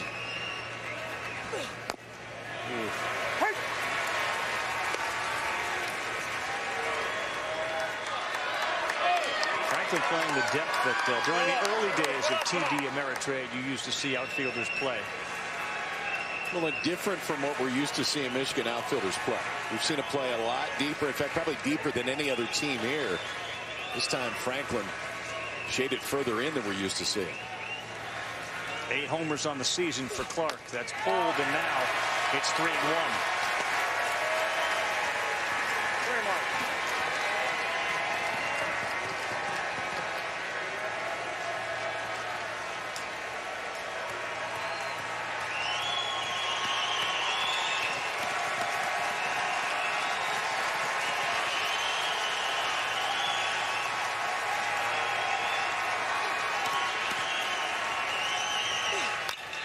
That's a good one, and that's in the hole. Fielded, fire to first. Oh, that's a big play by Jeff Lundgren. He had a range to his right, get down on a knee, and the guy that committed the error that led to the run helps prevent any more from coming in. Welcome back, Tim Corbin joining me. You put one on the board. How do you keep your offense rolling? Just got to try to find first base. I mean, I think if we get a base runner, leadoff base runner, or another base runner, I think we're going to start working here a little bit. We just got to break it at some point. Kumar Rocker was rolling there the first 2 innings. What have you seen from him throughout the game? Well, I think he's been pretty good. I mean, they haven't hit him that much, so I think if he continues to throw strikes, we can keep him out there a while. Your team has faced elimination games before. What do you like about the way they respond to pressure? Well, I don't think they look at it that way. I mean, I think they look at just another game, and they keep everything very localized in terms of what they need to do. They don't really leave their lane too much, and that's the maturity in them. I appreciate it. Thanks, Coach. Thank you. One other thing, Carl, I've learned from Michigan that Jordan Wogu has suffered a quad injury and will not return to today's game. All right, thank you, Chris. The leadoff spot scheduled for the 3-hole tonight in this one. You have Joe Donovan at 8, K.O. Thomas 9, and then we'll see who bats for Wogu.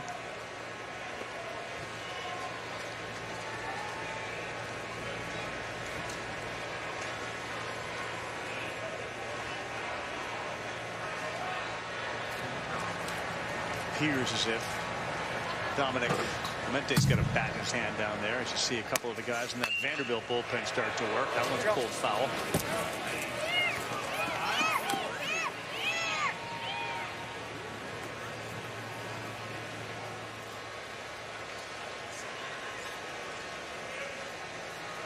Donovan's got some power in that bat. 9 home runs. As you take a look at Eric Bakich talking with the on-deck hitter K.O. Thomas. 69th pitch of the night for Rocker, and a good slider to even it up at 2-2.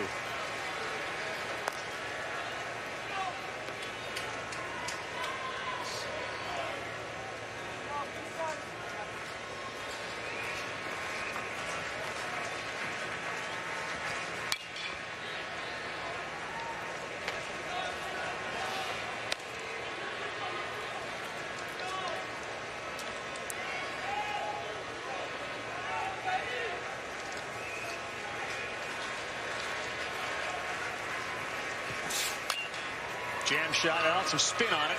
See it go the other way, but Ray played it well. Bellata? That was an old Bellata, probably a smiley face in it.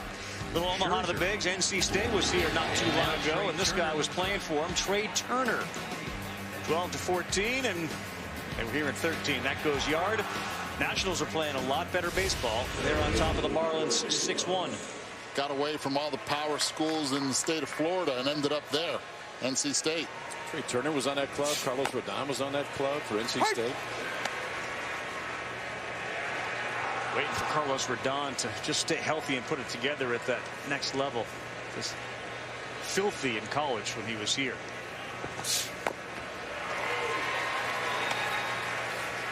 It almost appeared as if Akeo Thomas was looking at Kumar Rocker when he swung instead of at the ball on that one. That's what that slider will do. You have to try to keep that nose on the baseball as much as you can. No.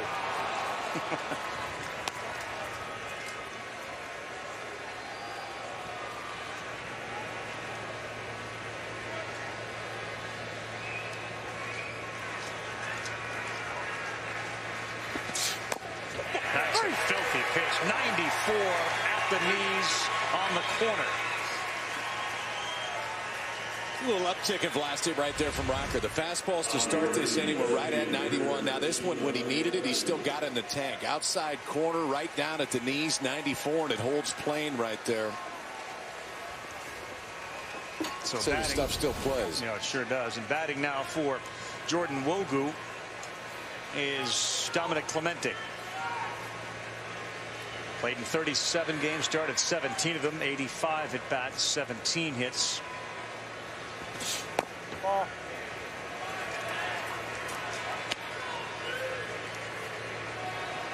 6'1", 190, a junior out of Heartland, Wisconsin, played at Arrowhead High School.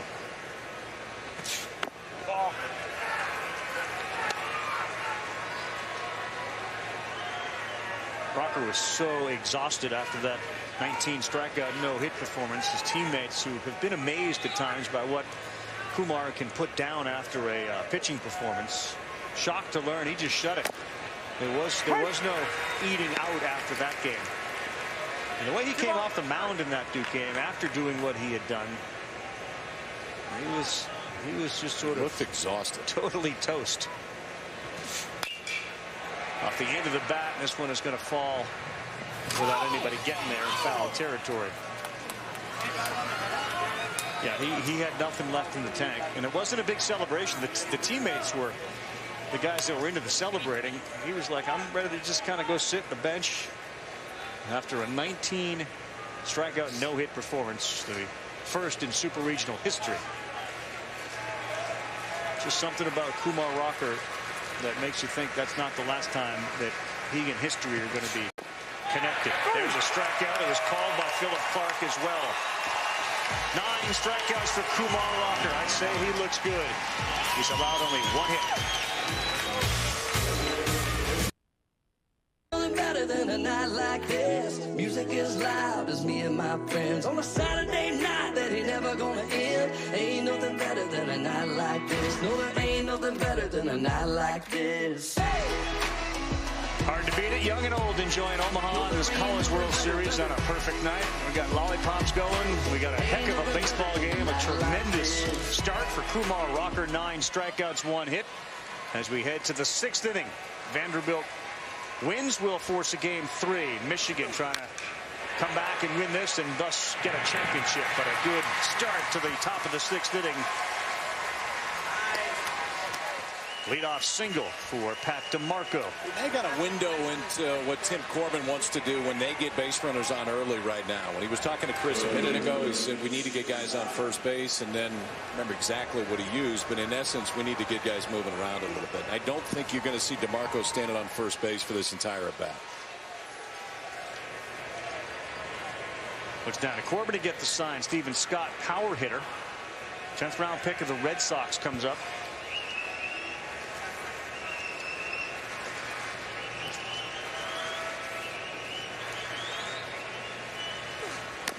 That one is up. Scott was a football player in high school, had shoulder surgery. Was a little torn between the 2 sports, but for a long time he wanted to go play at Vanderbilt.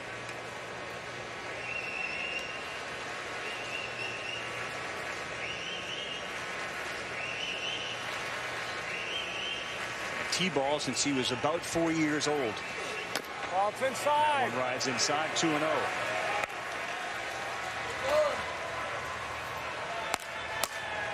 Jack Weissenberger and Angelo Smith warming up. 48 on the left, 40 on the right.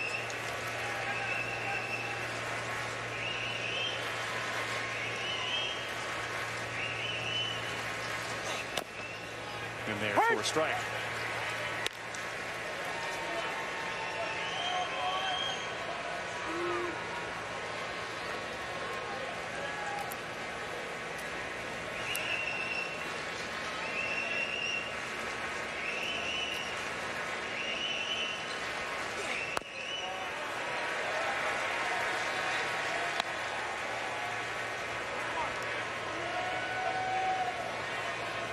went 2-0 fastball. Why not 3-1 fastball?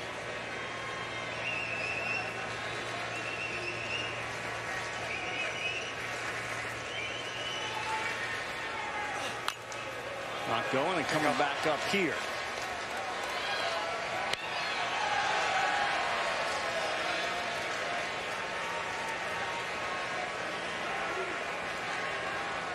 Good sinking action right here. Let's see.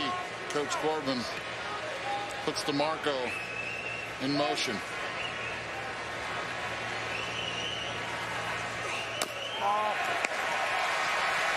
Two on, nobody out. When we're done, MLB takes over. Rockies and the Giants. There's Buster Posey.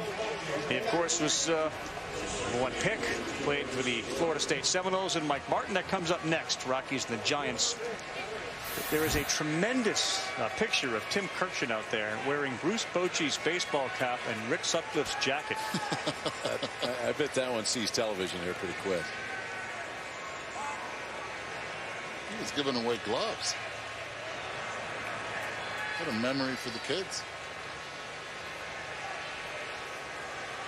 So again, Chris Fetter, who was once the minor league coordinator for the Los Angeles Dodgers, pitched at Michigan. He moves over to the mound. The way Rocker is pitching, and you got Brown, the closer, out there, who has been lights out.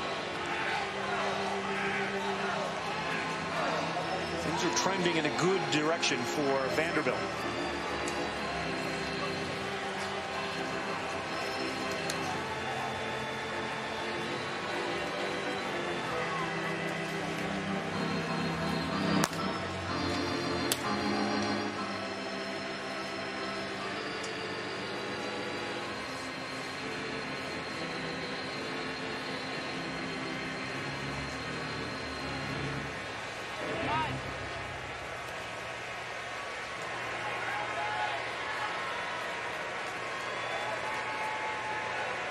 All sorts of possibilities with Harrison Ray at the plate.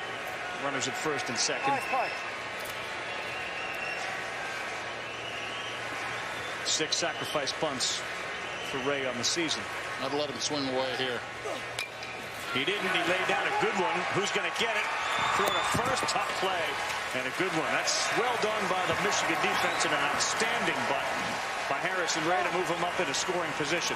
And the reason I said that was because against left-handed hitting, Kaiser has been so good. And Ty Duvall now from the left side will come and hit. So you sacrifice that right-handed hitter now. A tough guy to double up.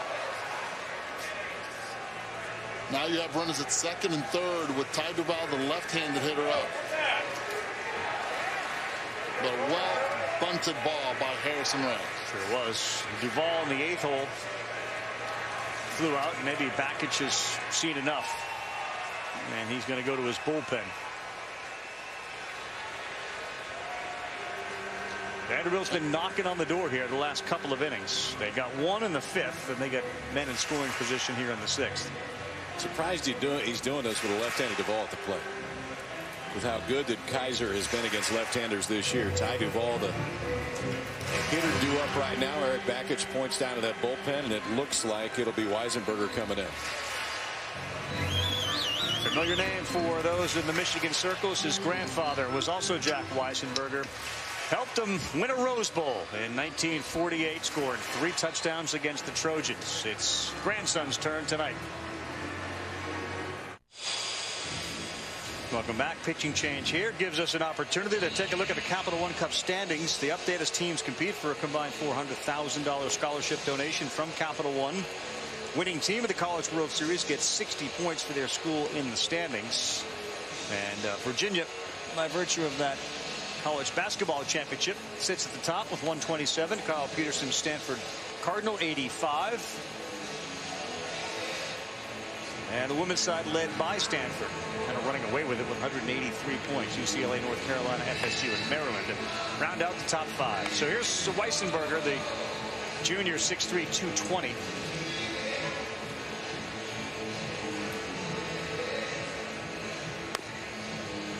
Fastball breakable for Weisenberger. Fastball in the low 90s. This one just surprises me based on how good Kaiser had been against left-handers this year. I don't think Vanderbilt was going to pinch hit for Ty Duvall. He was due up from the left side. Now you bring in the righty to face him.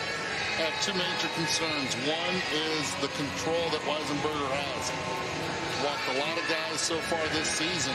63 innings, 46 walks. Big arm. He was drafted in the 20th round by the Oakland A's.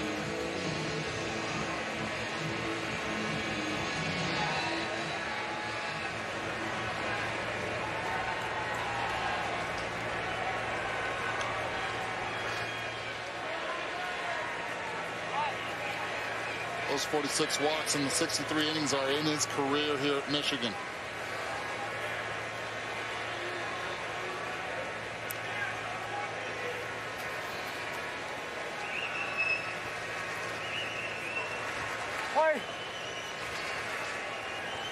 Second and third for Duvall.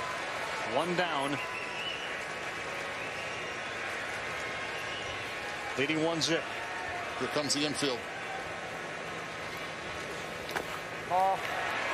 Florida State did it earlier in this College World Series, and it worked for them. Runners at second and third. They crashed as soon as Weisenberger started his delivery. Now they'll play in.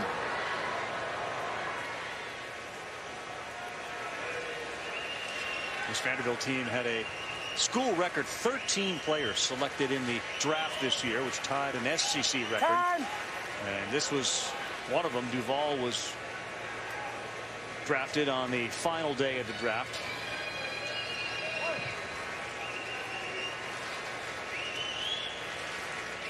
'25th round pick of the A's against the 20th rounder of the A's. Change up in there for a strike to go 1-1.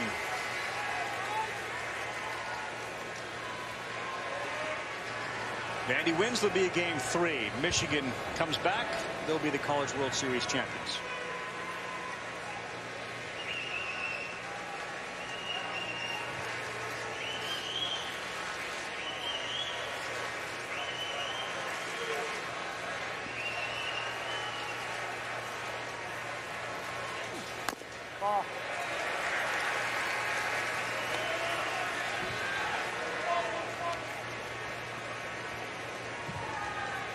Vanderbilt did not play a clean game last night. Michigan has made 2 errors tonight.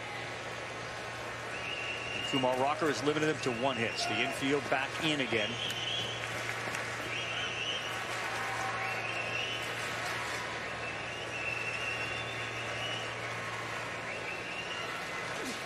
Ball's down. Didn't miss by much. At the knees, but now 3-1.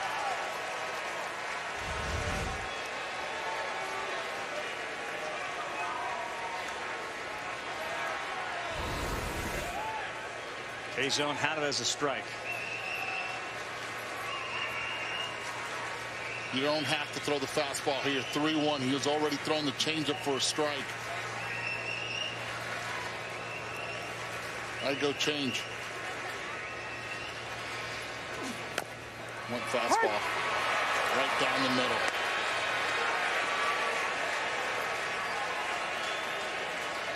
Lefties love that pitch down in that zone.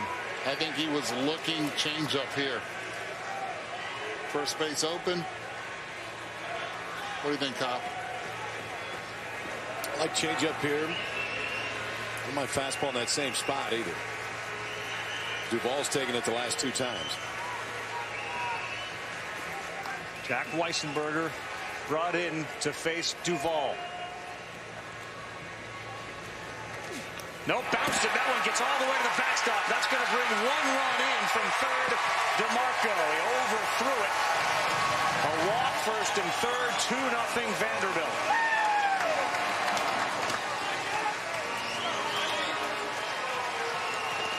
Joe Donovan had no chance.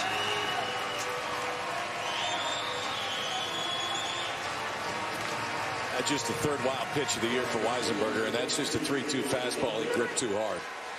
Tried to make the perfect pitch, held onto it just a little bit too long, and yeah, Donovan can't do anything with that.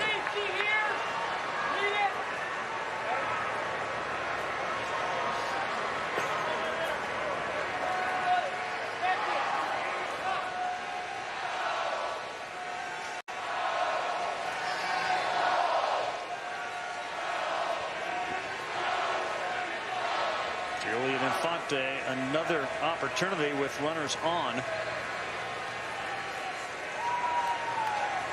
At some point, I think he might run into one. He's got 12 home runs out of this 9 spot. Hey!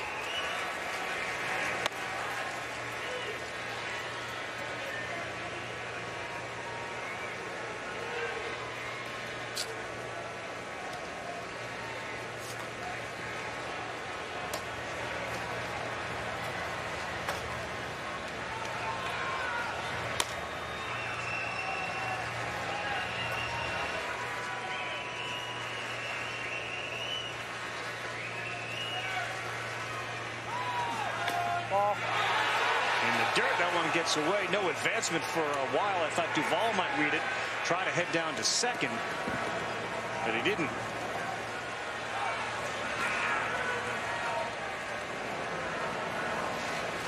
Shout out to the folks at Hawkins Field, the home field for the Vanderbilt Commodores. A whole bunch of people there with a free watch party. Certainly enjoying what they're seeing tonight. The Hawk has been such a home field advantage for these Commodores.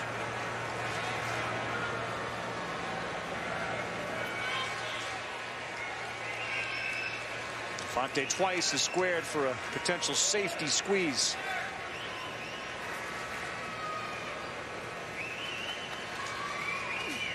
Ball.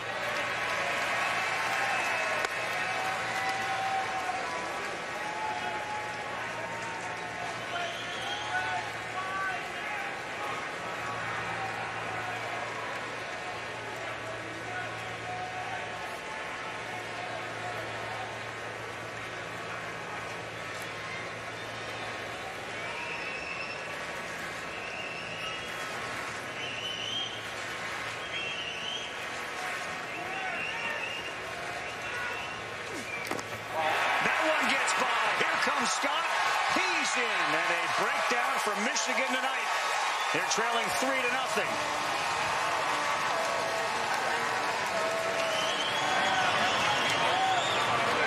The challenge with a fastball backhand side for a catcher is you just don't have enough time to get to your knees. On this one, Donovan has to throw that glove out there, and you have to guess right. It has to hit right into the backside of the mitt. You can't get out there and block it. Goes down with 2 hands. Probably rather see him go down with 1 right there. It's just a little bit easier to reach, but instead goes off the edge and out back-to-back balls to the backstop. Got it 2 more Vanderbilt runs here in the 6th.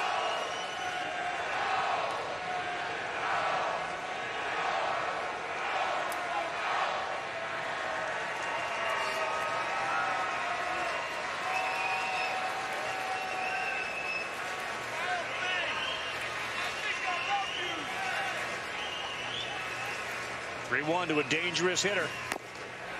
Swinging for the downs. Just throw another fastball right there. Fonte's top hand has been his worst enemy. Drops that bat head completely. You see it on the takes. You see it on the swing.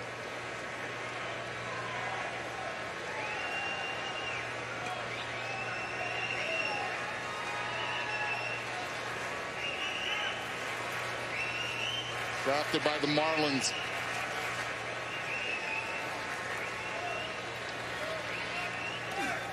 Ball.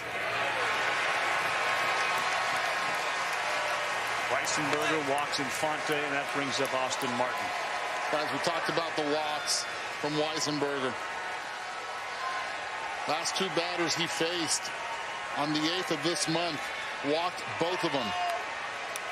So far here, 2 walks. Bakich looking out to his bullpen, almost as if to say, who am I going to take out there? Looks like Angelo Smith, the lefty's going to come on in. It has spun a little bit here, out of control for Michigan.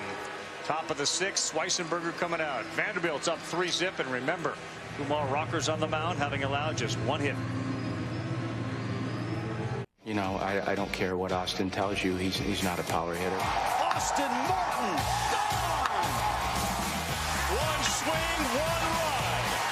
That one is gone again. Austin Martin with a 2-run bomb. Once you get me started, I ain't never gonna stop. he's not a power hitter, but he's at the plate. And he has double-digit homers. And now he's going to face Angelo Smith, the lefty, fourth pitcher of the night. They used 3 in their first 4 games. We made a big deal out of the fact that they only used Kaufman, Henry, and Criswell. And here we are with the fourth pitcher of the game. Vanderbilt having their way. Kumar Rocker pitching outstanding. The sophomore out of Thornton, Illinois. At 5'9", 160, he's finding himself in a hot spot with 2 men on. And his team down 3-zip. See the season numbers right there for Angelo Smith, but in the NCAA tournament, he's been in just 1 ball game. Came in, walked 2 guys, did not get an out. This was the fear for Michigan. You get through the first 4 games with 3 arms. Good news is you're 4-0. Downside is you know you're going to need more guys. And those more guys, with the exception of Isaiah Page, who was outstanding in a starting role tonight, have not looked comfortable. That guy has. Kumar Rocker's been outstanding. Sure has. Still smiling, regardless of the outcome tonight. They'll either be champions or play for a championship tomorrow night. But they're down 3-zip and in some trouble here in the 6th inning. Good note for Smith, though. 20 inherited runners. 7 have only scored out of those 20. Out of the 140 batters he's faced, 1 has only been able to take him deep.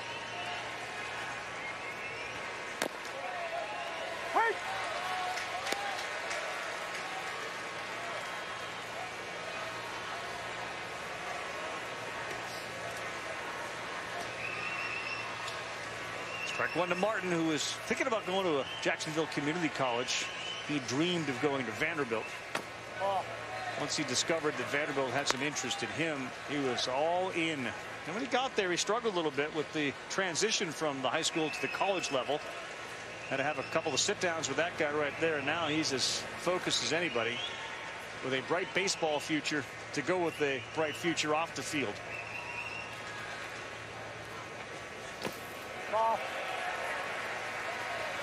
He's one of the more dynamic players in the entire country. Martin with an OPS above 1100 this year, 18 stolen bases, double-digit home runs, more walks than strikeouts, and just a sophomore.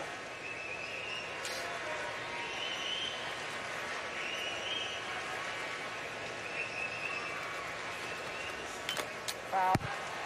Everybody all right? Got me, and then I got your helmet. Foul there at the plate. Showed a lot of Juwan Howard and Ward Manuel, the athletic director, last night in the Michigan box. Malcolm Turner, the Vandy athletic director, has done a phenomenal job supporting all of the sports there. And just like Howard was brought in, they brought in their own guy, and Jerry Stackhouse. And you can see Stackhouse there. Their relationship goes back a number of years. Turner ran the NBA's G League, the development league, and brought it to extraordinary heights. He now runs the athletic program at Vanderbilt. And he convinced Stackhouse to join him there. Stackhouse was sort of earmarked for the NBA. And instead, he saw what Vanderbilt had to offer. And he'll try to reinvigorate that program to new heights. Football coach Derek Mason sitting right there. So last night, Michigan coaches in the house. And tonight, the Commodores represent. Martin strikes out. Here's Splade.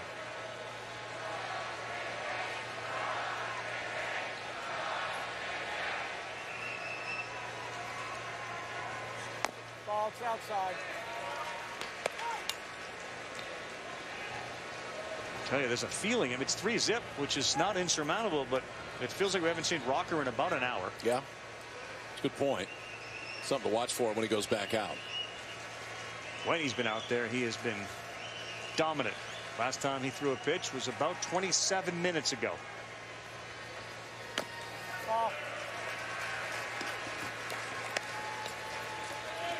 Your pitcher, Kyle, at what point, like, how many minutes between your last pitch and your next one becomes a potential problem? It's always tough because you want to get back out there as quick as you can, but that means you're not scoring a lot of runs.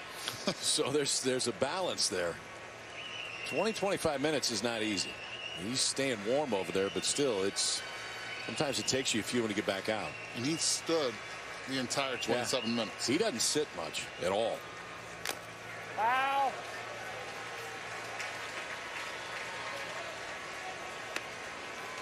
It's a big man.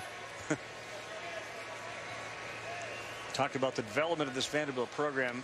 Tim Corbin will tell you, when David Price was accepted into that school and he committed to go there, that was a program altering player, and everything is fed off of what David Price did for that program.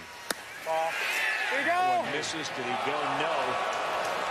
Price was really torn between not going to college and going to the pros, and when he got on campus and was exposed to what Vanderbilt could offer him, he talks a lot about the classroom stuff and the brotherhood and that more than he does baseball. But Corbin will let you know the David Price admission to Vanderbilt and subsequent playing for the program changed everything.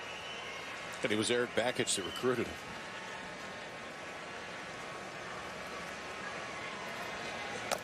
Good pitch right down the middle. 3-1, and Blade took it. Think about the major leaguers that have been through that Vanderbilt program that followed David Price. It's becoming a who's who of Major League Baseball. Yes, it is. And this guy will eventually add to it in Blade.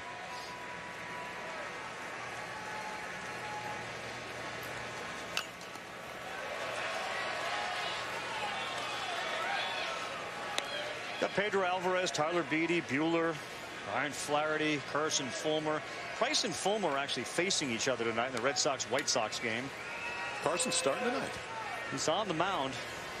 Sonny Gray, David Price, Swanson and Price, #1 overall picks. Kyle Wright.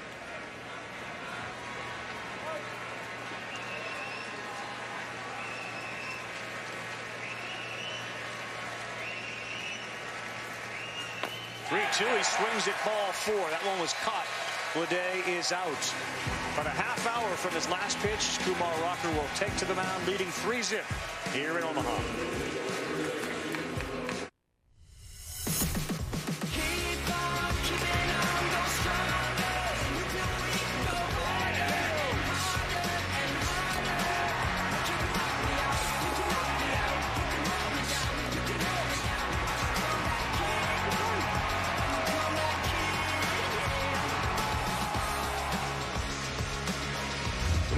Starring Kumar Rocker bringing us back. So we take a look at our game summary. It's brought to you by Buick. It has been all Rocker on the mound. Look at his numbers. 5 innings, 9 Ks.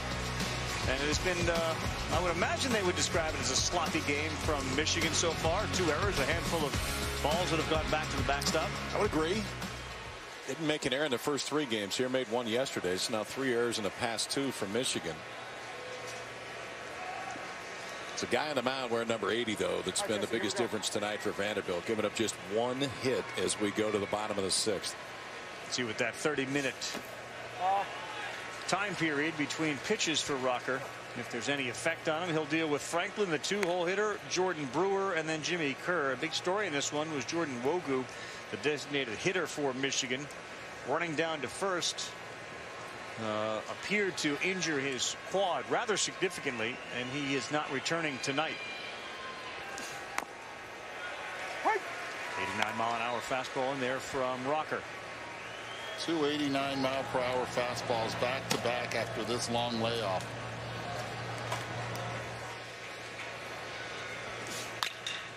That one hit hard. Great shift off the foot of Ray. Plenty of time, but beaten out. Jesse Franklin hustled. Ray did a great job to keep it in front of him, but he couldn't throw him out. Didn't see if that guy's hit off the edge of the grass. No, it didn't. Yeah, but it took off once it hit the grass. Got him right on the right thumb. Safe right there. The only thing I don't like about the shift, they're going to take a look at it, but I think it'll be quick. The only thing I don't like about the shift when you play your second baseman that shallow is that first short hop or in between hop you can get right there off the grass. I would prefer your second baseman play a lot deeper there, because on a ball that's hit that hard, you've got more time to react. and it's still a short enough throw to get over there. It's that ball that could hit the collar, that can take that tweener hop right there. I didn't play infield, Eddie, so I could be totally wrong on this, but it's not easy to read that hop in the spot that Ray's in. And that's one that you really don't practice a lot, especially when it's hit that hard. And that's one thing that Jesse Franklin has been able to do, is get good barrel on most of the baseballs he's seen here at the College World Series.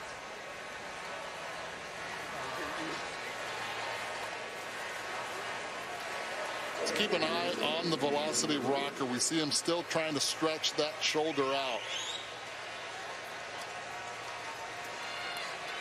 3 slowest fastballs he's thrown in this game have been to Jesse Franklin. Dangerous hitter Jordan Brewer, the right fielder. Slider in the dirt.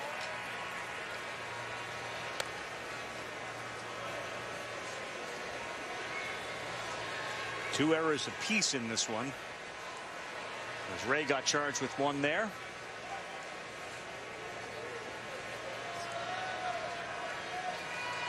It's been a work in progress for Brewer. Donovan behind the plate tonight. 12 homers, Jordan Brewer this season, and this one is to left off the end of the bat. Shallow left field. It's going to drop. Like a backspin off a tennis racket or a pitching wedge to the green. That thing just stuck. And now 2 are aboard. Different tilt on this one. A lot more hittable than early on. We saw the velocity on the fastball. Now the velocity on the slider is a tad lower. You see the vibration right off the end of the bat. He'll take it. Outfield playing deep. Lay it up. Now you have base runners. And now you have Jimmy Kerr, and this has been his World Series as far as Michigan goes. Tripled in game 1, biggest hit that they had in that one, and we've seen the home run power as well.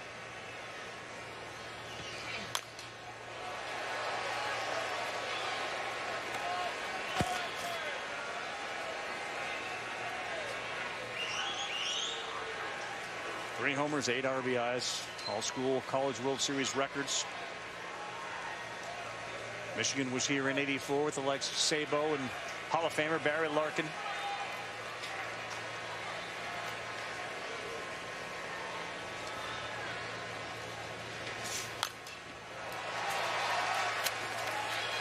Stuff's just a little bit different right now. It is. And I think some of it is the long layoff. Some of it is just the toll of the season. And the number of high-intensity pitches that Kumar Rockers had to make here in the last 3 or 4 weeks. Fastball was up to 96 earlier in this game. We've seen a lot of 89s in this inning.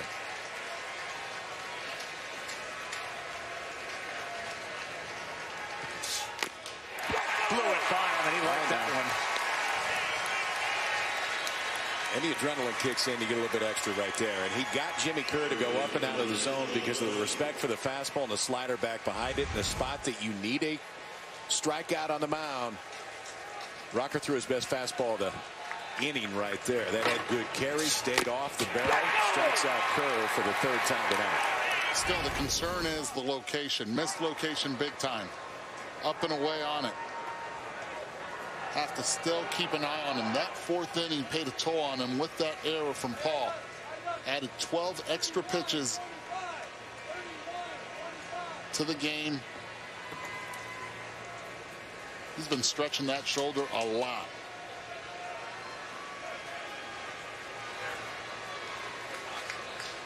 Tyler Brown, the righty, who's the closer, and Jake Eder, the lefty, throwing in that Vanderbilt bullpen. 10 strikeouts for Rocker. Time called, and that was a little bit late. Throw it. You're a pitcher on the mound. Just throw it.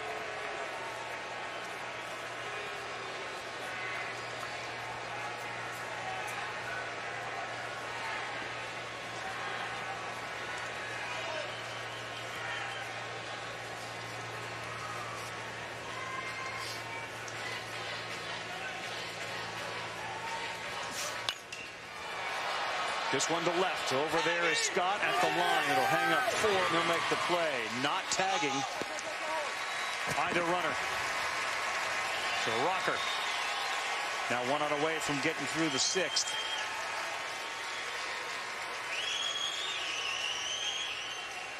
A lot of focus on Dad, but Mom, Lou Rocker, she's been watching the entire time. And as Tim Corbin said, I've heard a lot of kids who say they want to go to school, they want to go to school. It was the mom that really implied he wants to go to school. And then Kumar ultimately made the decision. But Mom was spearheading the effort to get the education and the experience on a baseball field. Christian Bullock. Ball.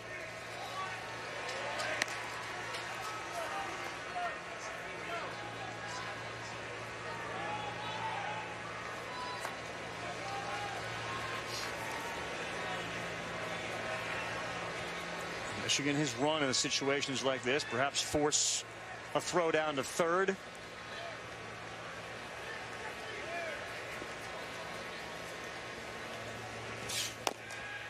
Not going, gets the call. Strike 1. It's tough to hit. That ball was way outside for Bullock.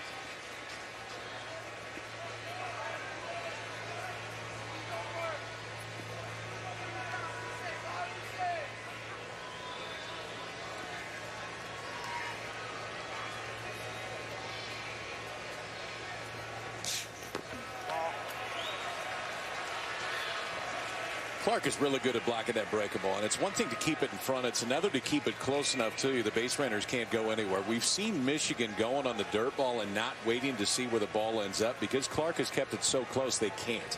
If you go on that one and he barehands it, you're out at third base.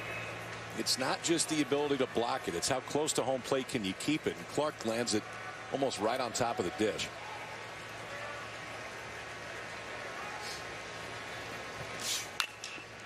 This one down the line and right. Blade going over, and he's there to make the play. So they had 2 men on, and they can bring none of them in. Kumar Rocker all fired up as he comes off the mound. Through 6. Vanderbilt 3-0.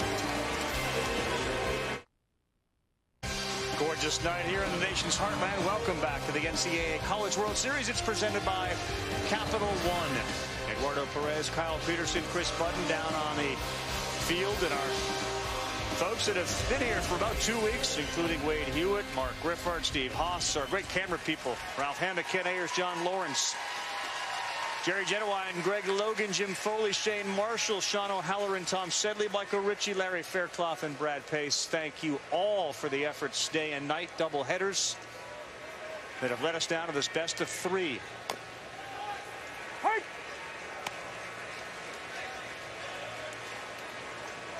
Here's Ethan Paul.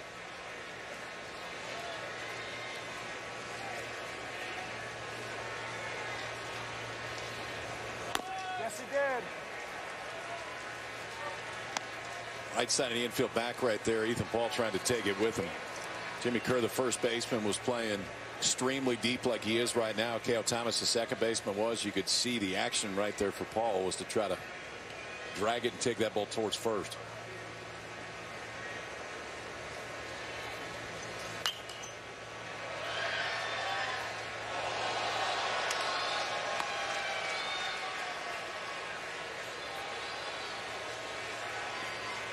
Not a bad sky here tonight.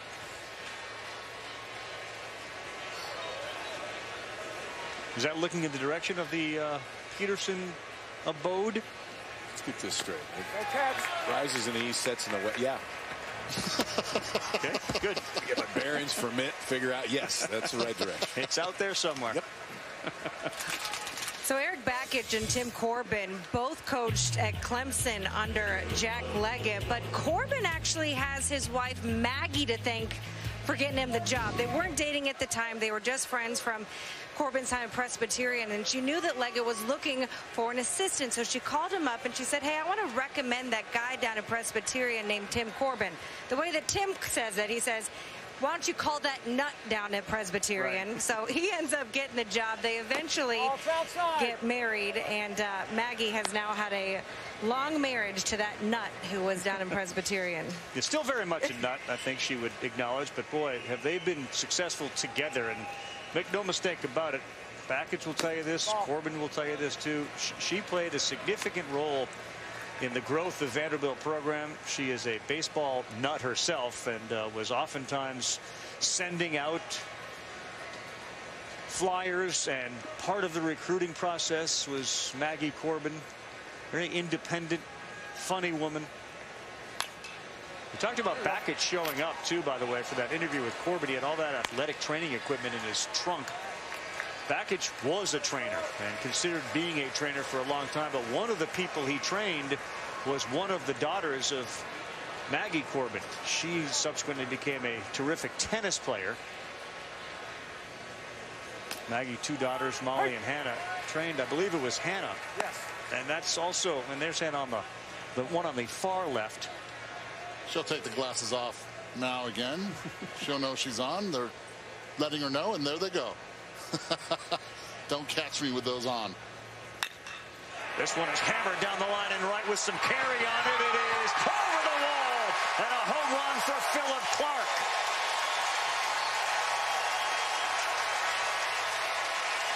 That'll get some high fives, and you can see the former coach at Vanderbilt football-wise, now Penn State's. And Franklin is right there. They became very good friends while they were at Vanderbilt. But Clark's home run makes it a 4-0 Vanderbilt lead. Over 100 miles per hour, 103.4 to be exact. Slider.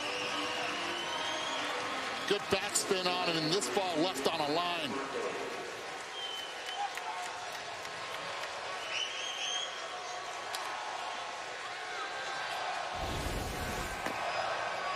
The more they can keep adding on,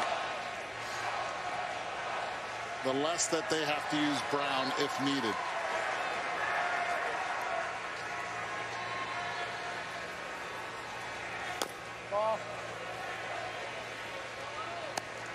Well, I don't think he's done.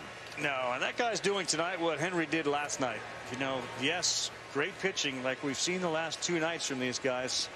Can slow down offenses. And look, Michigan's offense was rolling coming into this thing, and Rocker has just silenced him.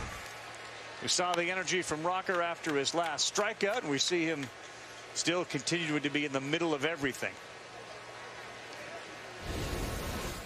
Hunt's good teammate. Great teammate.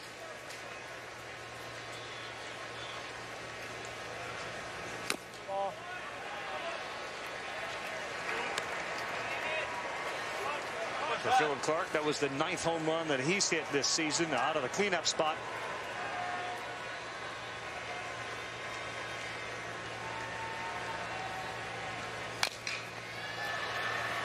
Back up the middle on the short hop. K.O. Thomas throws across, and they're at 2 down here in the 7th.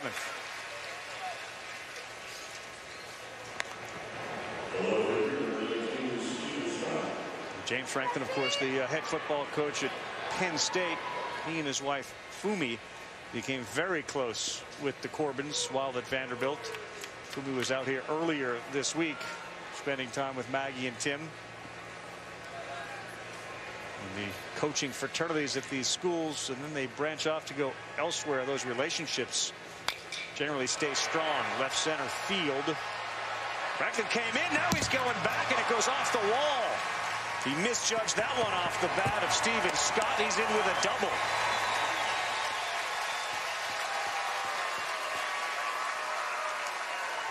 It just shows you the power that Stephen Scott has. Had 2 home runs in a game earlier in this College World Series, and Jesse Franklin misjudges this one because you don't expect the ball to carry this much. The flags aren't moving, and it's not really going to left center, but Scott just gives it a ride. Waits back, backspin out to left center field, stays on the slider, and just about drives it out of the ballpark. Franklin came in on that, then he retreated. For Stephen Scott, his 21st double of the year. And the Vanderbilt bats giving Rocker some wiggle room. Harrison Ray with 2 down in the 7th. And here comes Eric Bakich again.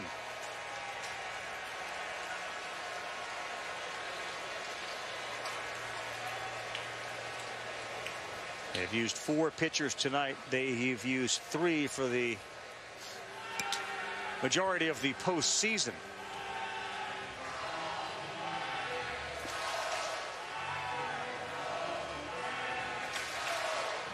Was the star last night. Really been the star for Michigan through the tournament.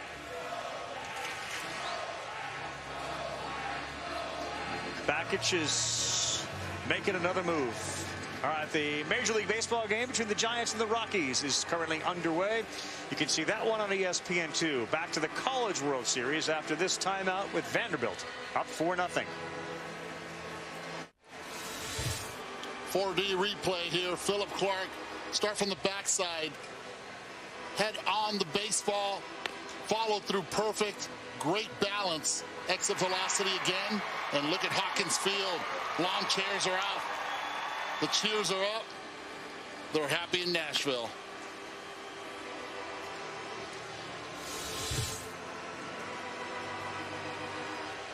Michigan will bring in Willie Weiss, the freshman out of Portland, Oregon, at 6'3", 205. Kind of knew going into this one, if Criswell wasn't going to start, that you'd likely see multiple pitchers. And that's exactly what we're doing. And remember, Isaiah Page did a really good job. When he left, they hadn't scored a run. That's the guy that's going to start. They're not going to use him tonight unless there's a comeback and there's a close situation. But he's going to be the starter. So they have. I think you'll see Kaufman start tomorrow. You do. And I think you'll see Kaufman start tomorrow. They really let Criswell out of the bullpen and keep it that way. It is set up for him. We'll see if Vanderbilt uses Tyler Brown tonight. And if they don't have to, if Vanderbilt can hold on and they don't have to go deep with Brown and Criswell doesn't come into the game, we got some bullets ready to go tomorrow night on both sides. That game will start at 7 o'clock Eastern time if there is a game 3 on ESPN. Remind everybody, too, the SEC network is here, and they are providing terrific coverage of this College World Series as well. There's Kaufman. His last start, he didn't have his best stuff. And we'll see if that's the direction they go. It would be a little odd to bring Kaufman out of the bullpen, take him out of his familiar starting role. Oh.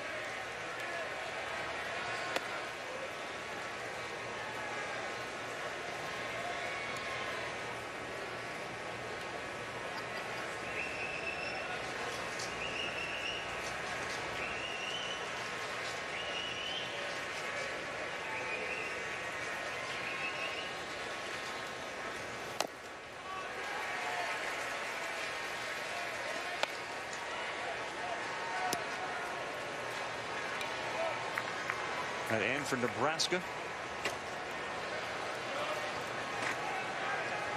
It's kind of chilling, just there. Security blanket. Harrison Ray's got a dad who was a high school wrestler, a younger brother who's a big football player. That's a slider in there for a strike.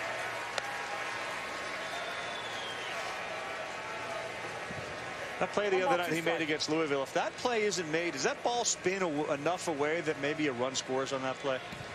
Or is it not because it's on the infield? But there was a runner on second when he came diving. If that ball doesn't get caught, does it create enough problems? I think the runner would have stayed at third there. Yeah, because it's on the infield?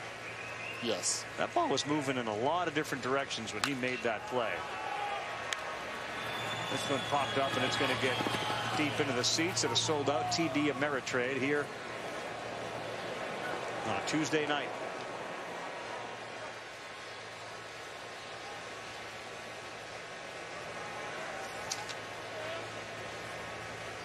Hit 21 homers in this College World Series. 23 was the high water mark the last couple of years. And when the park has the wind down, this is a very fair ballpark. Yeah. It has turned into that.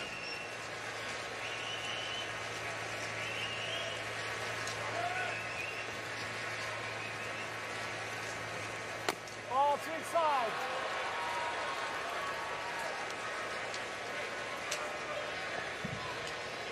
Among the many people that are here tonight, Jeff Wilpon, who of course is part of the ownership group that own the Mets, but also huge supporters of Michigan baseball and softball. Their dynamic support has helped build Michigan baseball and softball to where it's at. There you see Jeff. And this one popped up center field. Franklin lost it. You got it? He got it. That's the third out. Vandy 4-zip, bottom 7. Rocker bouncing back to the mound when we come back. Let's take a look at our Capital One rewarding performance. Go to work, Kumar, and do it again. He's been the ace of this Vanderbilt team. One of the main reasons why they're here. 19 strikeouts in the Super Regional. Pitched great in his first start here at Omaha. Now pitched into the 7th inning. He's done it again tonight. Just 2 hits allowed through the first 6. 10 punch outs. That's a Vanderbilt record in the College World Series. Fastball maybe down a little bit last inning, then found it when he needed a little bit more. Still out there in the 7th. Here are the numbers. Michigan 0 for 13, 10 Ks with 2 strikes. They made a living with 2 strikes and 2 outs until they ran into the rock. 76% of his strikes on a breaking ball. And what feels like a very comfortable, to this point, very comfortable 4-0 lead. There's closer extraordinaire Tyler Brown, who has an extraordinary story of his own.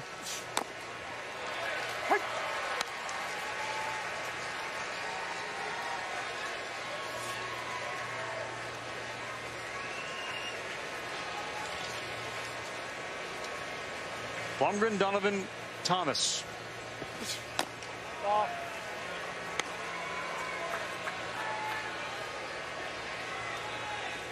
For a guy whose father was so accomplished on the gridiron, Kumar was really married to baseball for most of his childhood, and the decision was, there was no real decision. It was baseball. Like, there was not going to be a football conversation. That strikeout 19 game and the no-hitter, Tracy was actually, I think, at Tennessee with the rest of his coaches at a banquet, so he had to watch it on his phone,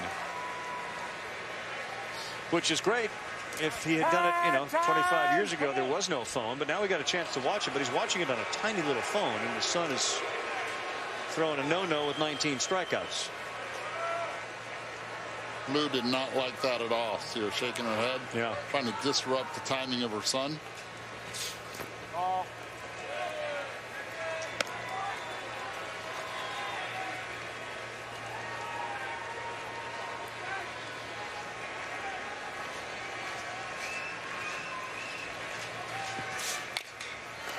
End of the bat. That one's going to get down in front of the left fielder, Scott. Last couple of hits have been off the end of the bat, may have fallen well short of the left fielder. So Blomgren is aboard. Yeah, second base hit so far off the end. The first one by Brewer, this one by Blomgren. Not the same bite that it had earlier. Ball staying up a little bit. About to throw his 99th pitch of the game. Think about it, too. I mean, he is a freshman. He has just an inordinate amount of talent in that right arm of his, as Tyler Brown keeps warming up. But this is a freshman in college who, in a super regional, back against the wall, no-hit Duke. And here he is at the College World Series for the 2nd time, pitching really well. You hate to put expectations on a guy, but, boy, the eye test and what you see from him does make you think, like, this is a star that we're watching in the making.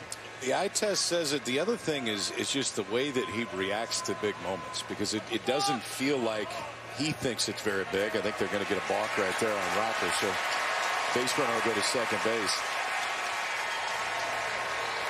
He thrives in the bigger moments. The emotions don't get too much for him. And I love your take on pitching at this level, and I don't mean to suggest that there's some expectation and he may fall short of it, but when you see him, do you see greatness? You do. I mean, at some point, you're probably going to need to see a third pitch, and that's the one thing that Kumar Rocker hasn't really, quite honestly, he hasn't had to do it yet. The stuff has been so good, and obviously the outcome has been so good. But that's the one thing that, if he goes out and pitches in the summer, which we'll see he does, if he does, because that innings count starting to get up there. But I think in his sophomore year, his junior year, that's where you want to see that third pitch, a changeup come in.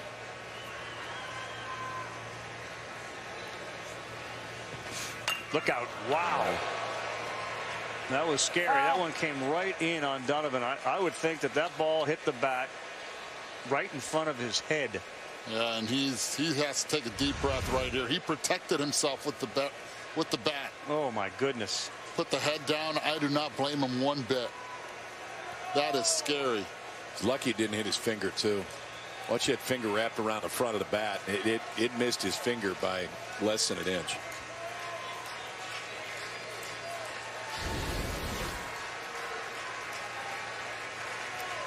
Donovan had a brother who was committed to Michigan, would have been a senior here, passed away.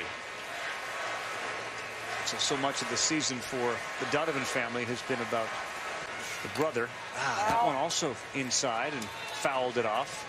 It hit the knob that time.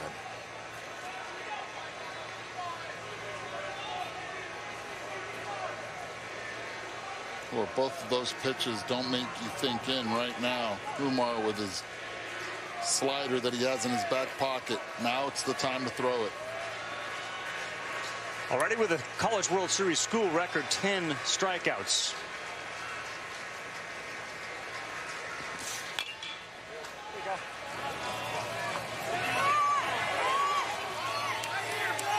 And whatever team drafts him, by then the changeup will likely be there, but it's not something that they ignore. They claim to work on it every time he's on the mound, and it's not something that they've perfected.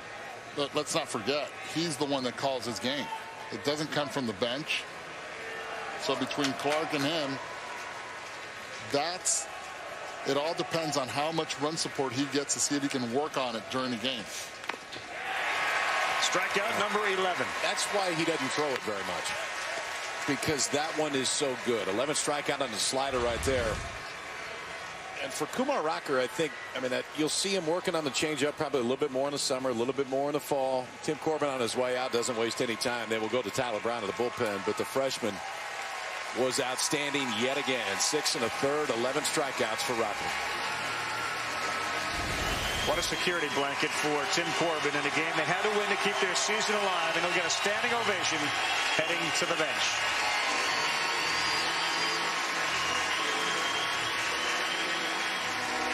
The legend of Kumar Rocker only grows tonight. Still a Giant August 1st? I say no. Just doesn't feel like it. You know, the market's going to be huge for Bumgarner. Agree. I don't think he's a Giant. There'd be some teams that would trade for this guy right now if you could at the deadline. Rocker, 11 strikeouts, 2 walks tonight. 6 1/3 is responsible for that runner on second base. He'll hand it to the closer, and if you're in the Vandy bullpen, you can probably take your spikes off right now, because Tyler Brown's coming into the 7th inning. He's coming in to finish this one. One of the best closers in the entire country. 8 walks, 63 strikeouts for Brown. Mid-90s fastball and a slider. He has saved all 3 World Series wins for Vanderbilt.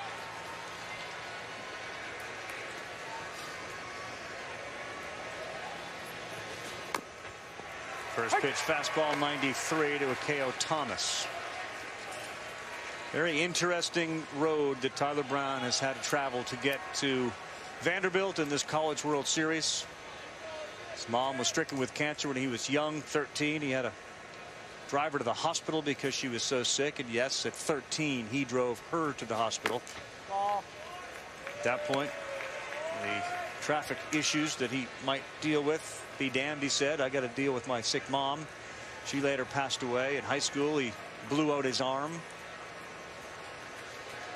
All that adversity, there was a level of appeal to Tim Corbin to see how somebody who's handled all of that would be at the collegiate level. And then had a baby who was born with Down syndrome after the arm blew out. And it is amazing to listen to him talk about his child and how fortunate he feels to be able to be the one that is there to support her and deal with the Down syndrome and the joy that is brought into his life. And Corbin fell in love with the guy's heart, fell in love with his resiliency. Well, it stayed with him after Tommy John in high school. Right. 2-2. And in so many ways, they've been rewarded. Baseball, not the greatest of which. Brown has been a huge leader for this Vanderbilt team.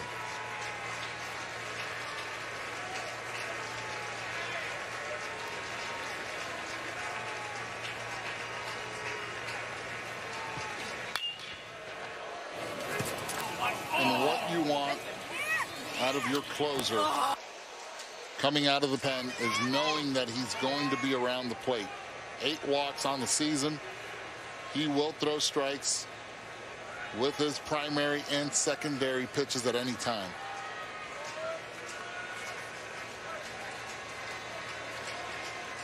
The good news is Rocker broke a sweat. You could see it. There was a lot of effort put into his performance on the 2-2. Holds up 3-2.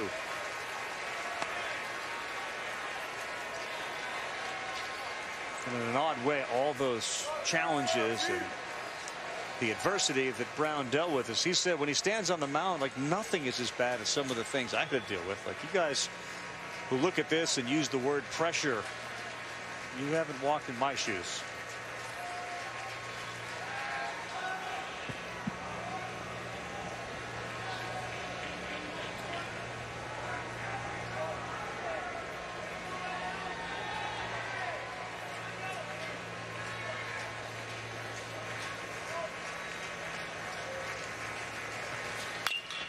Two, that's in the hole.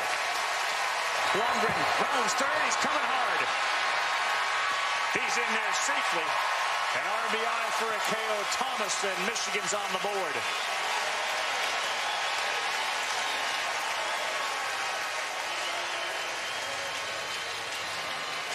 I like the call, even though you're down 4-0. Base hit. Send Blundering right here. Good secondary lead. Worst case scenario, runner would be at first, overthrows that easily, could have been at second base. You have to continue to play your game, and that's what Michigan does. Put pressure on that defense. Well, they got a guy that can certainly steal a base out there at first in Thomas. And Dominic Clemente, who's the designated hitter once Jordan Wogu went out. Bats for the second time tonight.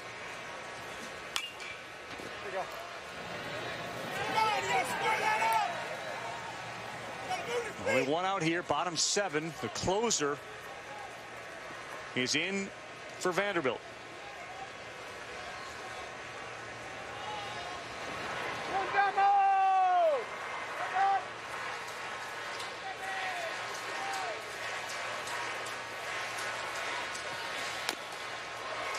.93 in a tough zone for Clemente to catch up to.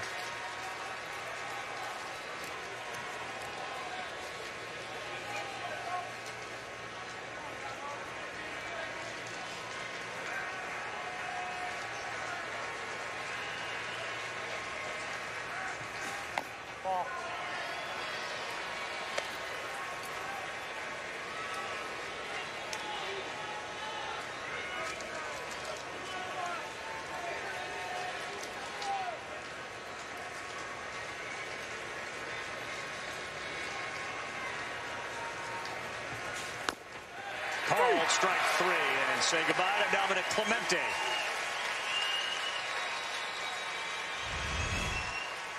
Guys, watch Coach Schnabel. We talked about this yesterday. If he does not do a single thing, doesn't put his hands up, you keep running. That's the sign over there. Nick Schnabel, 7th season. Where's number 23? Same number as that man right there. And a nod to Keith LeClaire, the former head coach at East Carolina, where both those guys played together. LeClaire died way too early from ALS. And when they were East Carolina and then moved over here to Michigan, they both, after that super regional, just looked at each other because LeClaire never got a chance to bring a team to Omaha. And that was the promise they made to him.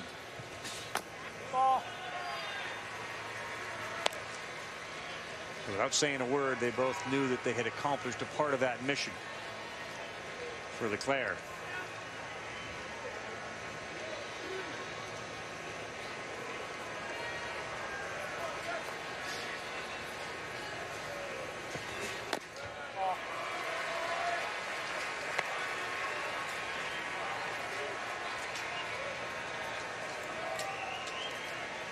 Thomas knocks in the first run for Michigan, behind 2-1 to Franklin, trailing by 3 in the bottom of the 7th inning. Vanderbilt wins, there'll be a game 3.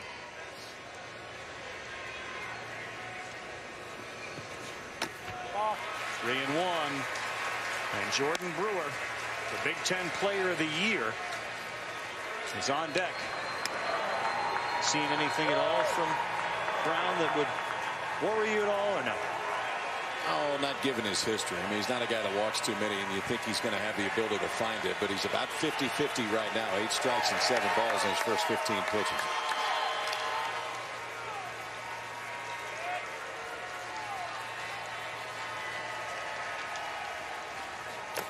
Pulled that one, it gets by, and that'll allow Thomas just to jog down to second, but the tying run now comes to the plate. In Jordan Brewer. Time.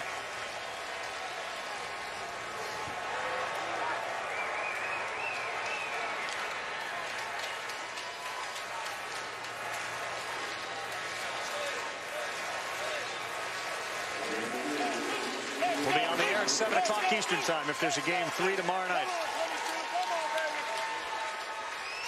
Coverage starts on SportsCenter at 6.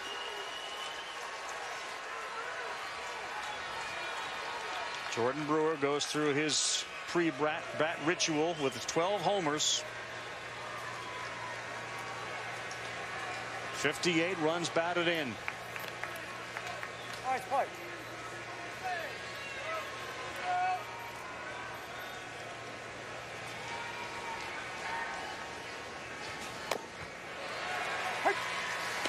Have to go after Big Ten Player of the Year because on deck, you talk about Jimmy Kerr 0 for 3 tonight, but he's had so many late inning heroics here in Omaha.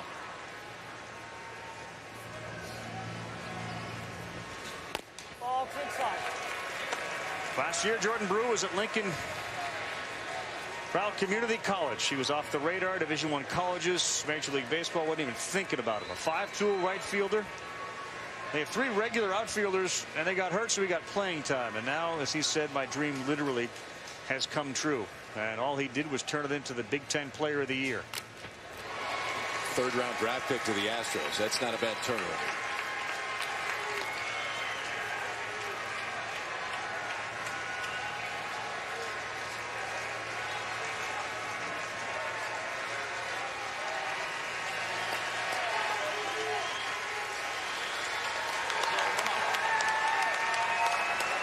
Brown trying to shut down a Michigan potential rally.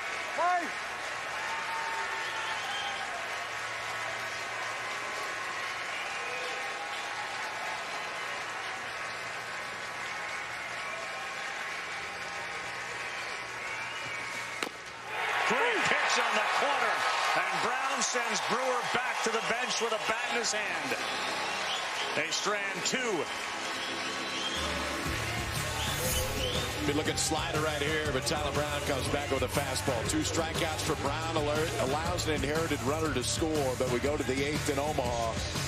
It's 4-1 Vandy boys, and Kumar Rocker has been at it again tonight.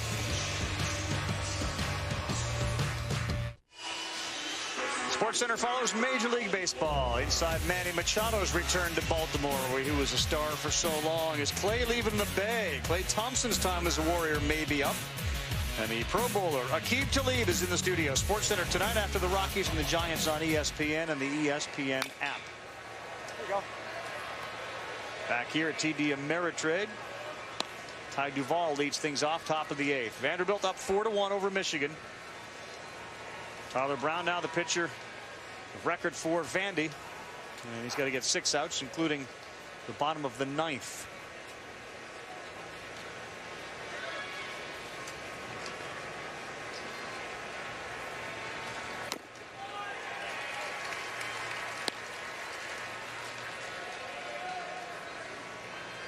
Is that the Big Miz right there? Yeah, that's the mighty Missouri, the mighty Miss. Or Big Mo, as I was told on Soch today. It's the Big Mo. Soch is always right. Got to stay in touch with the people that are watching. Give us a lot of good, positive feedback, constructive criticism.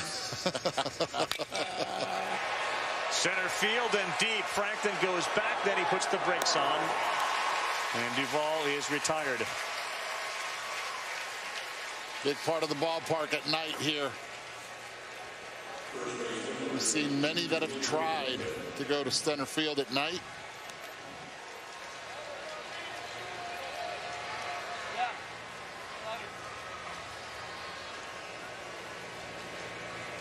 By the way, Manny Machado did hit his longest home run ever at Camden tonight. Did you see the report, Major League Baseball? Everyone's now acknowledging that the drag coefficient on the baseball is a little different. Is this breaking news? Really? I had no idea.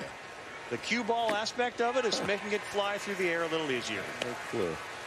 Starting to get 505 feet of home runs from Milmar Mazzara. All I want is that let's just use those baseballs in the Derby. Let's see if we can get to 500 or longer. See if we can get the wind blowing out in Cleveland. We'll be in good shape. Oh, it's inside.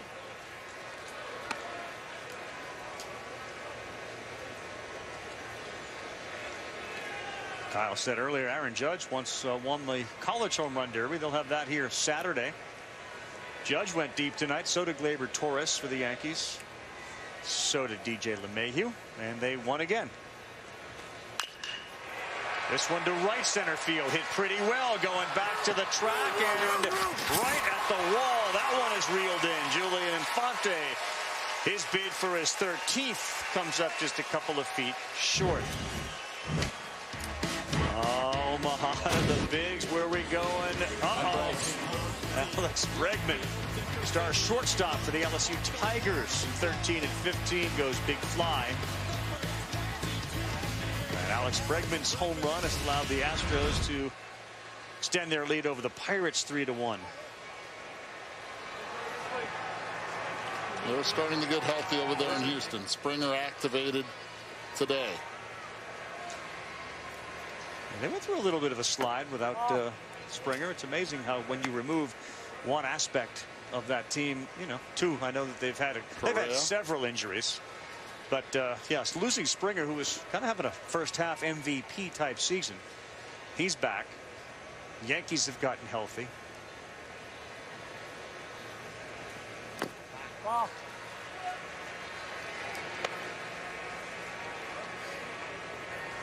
Two balls hit hard so far this inning.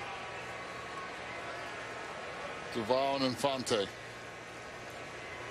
think if those were the Major League Baseballs, those would be two homers. That last one would have been.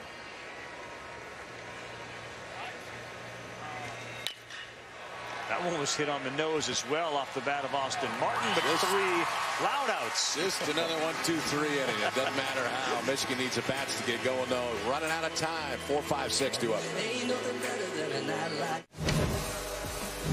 Michigan Wolverines. Let's take a look at some of their last champions. The 62 baseball team starring Dave Soup Campbell. The basketball team starring Glenn Rice, 1989.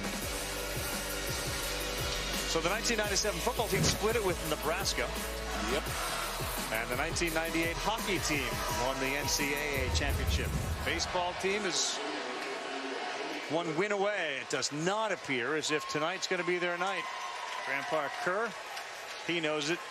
And there's Dave Campbell, who has basically become our Michigan correspondent. Been outstanding. And we hope Soup is doing well. We know he's watching. Long time baseball tonight analyst, and analyst on a lot of the major league games we did through the years. Good man to be around, Soup Campbell. Papa Kerr watching as the ball goes to third. That took a tough hop, but Austin Martin ate it up. First time that Jimmy Kerr's put the bat on the ball tonight. He had struck out his previous 3 times. One man on the left side of the infield. Ball takes a big hop off the grass. Austin Martin takes his time with it. Follows the throw. Perfectly done to Infante. Blake Nelson swings at one. Tyler Brown throwing a little quicker with a little more accuracy than the prior inning in which he got out of a jam with 2 on.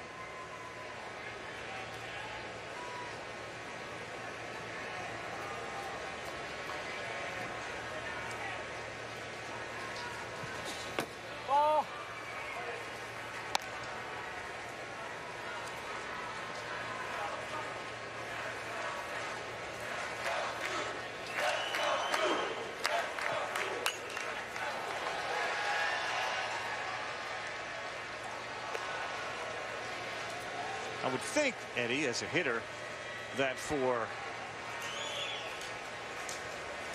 Vanderbilt, knowing that a guy like Henry wasn't going to be on the mound, and you find out Kaufman or Criswell's not starting, there's a bit of a relief. I would think that for Michigan, waking up tomorrow, if they don't come back tonight, knowing that a guy like Rocker isn't pitching game 3 would be a little bit of a relief.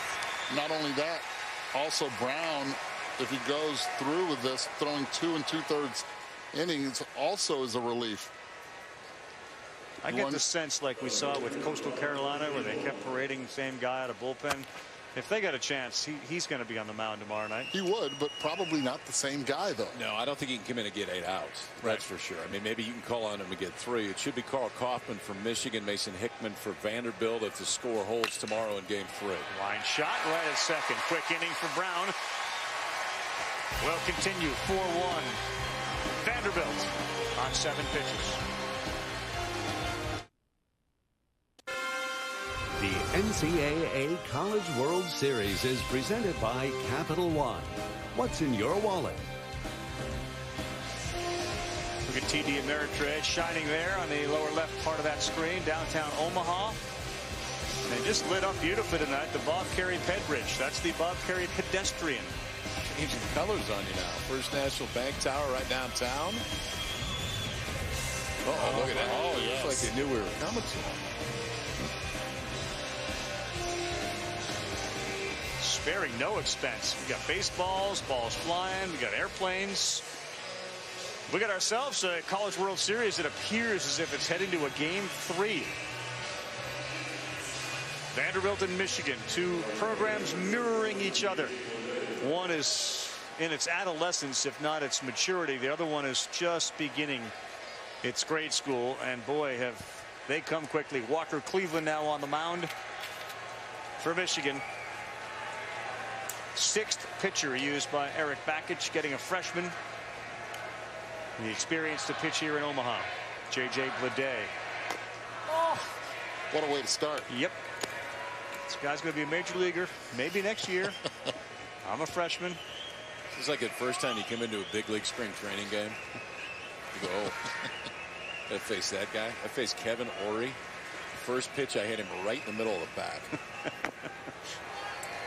Fastball in. There's no way I'm going to leave it over the plate. And I didn't leave it over the plate. He stared at me like, what are you doing?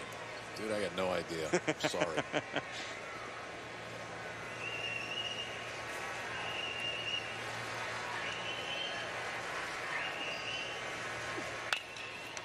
Bleday, that's going to have some tough spin on it, but it's fielded cleanly. And there is 1 man down. Not an easy play for Jack Blumgren. That's a shortstop. Now he's seeing who's coming up, and he's going to move a little bit more towards second base, but he's not going to go back to his shortstop regular position.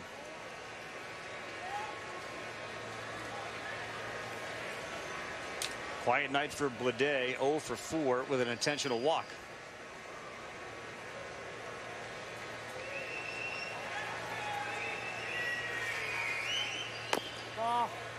So you hit Ory with your first batter you see in spring training. Like, do you have nightmares at all about a particular hitter? Does the baseball demons ever rear their heads, or are you having nightmares about other things now? Got a lot going on upstairs, Raph. There's a lot of issues. Who got me? Maglio. Chris Singleton almost took my head off. It's the first hit I gave him. Then Maglio hit it in like the 88th row at County Stadium, and it's that moment where you're like, what am I doing? What's just Isn't it great? Third guy I faced. Pitchers always remember. Maglio Ardone just did that to a lot of guys, though. I mean, you're on a good list. So you gave up the first hit to our Sunday night radio analyst Chris Singleton. Back up the middle. I'm sure it's a highlight of his career. Yeah, he talks about it. I'm sure he never forgets. Every Sunday. I don't know how you would. Brings that up. Yeah. Most likely should be texting me any second. Yeah, that makes sense. Hey! 3-1.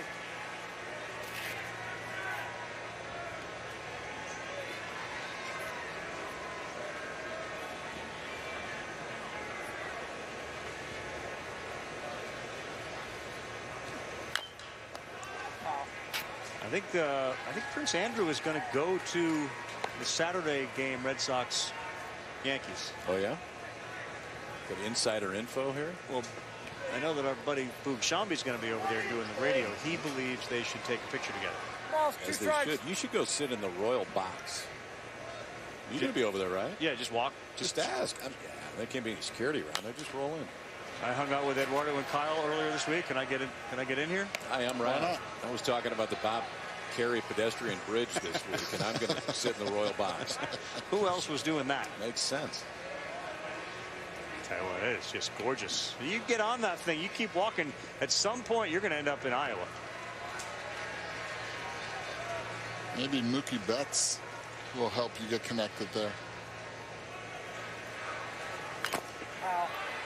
Reports that he is a distant cousin of. What? Yes. Who are these reports? Watch. I'm telling you guys, keep reading. I read up. You have to believe everything that's on the social, right? Good point. It is painfully accurate.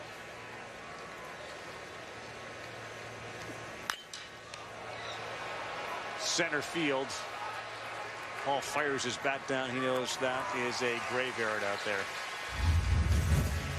Wait a minute. Come on. Wait a minute. What are we doing? How does this figure into the game? Love the glasses. Wow. Give me another ball. Right. I bet it barehanded when it comes back. Yep, no. That was always a fun move. What else you want to show? Hey, why don't we show the one where Soriano hits it over the monster in the Futures game? Oh, never seen that one before. Do we have that one? Kevin, do we have that one? There's a lot of them. I gave a lot of them up. Wind was blowing out. Furness had the SEC all-time hit lead. So. How would you describe your demeanor on the mound after you gave up one of those? Like, were you able to control your emotions, or no? Did you talk to the baseball at all? No, I talked to myself. I talked to the ball. Call it any names or anything?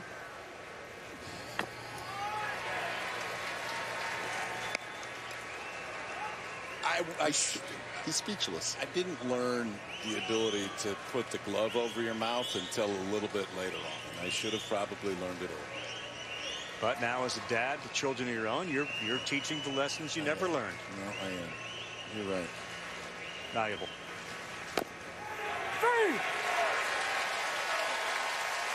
KP, you're taking us to break here. What do we got? I don't know. Show me another home run I gave up. Michigan needs 4 of them to take the lead. Last chance for the Wolverines in the night.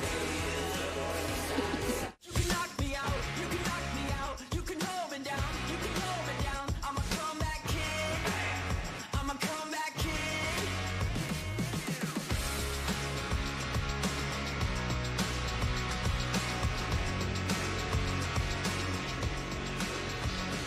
Long balls for Vanderbilt.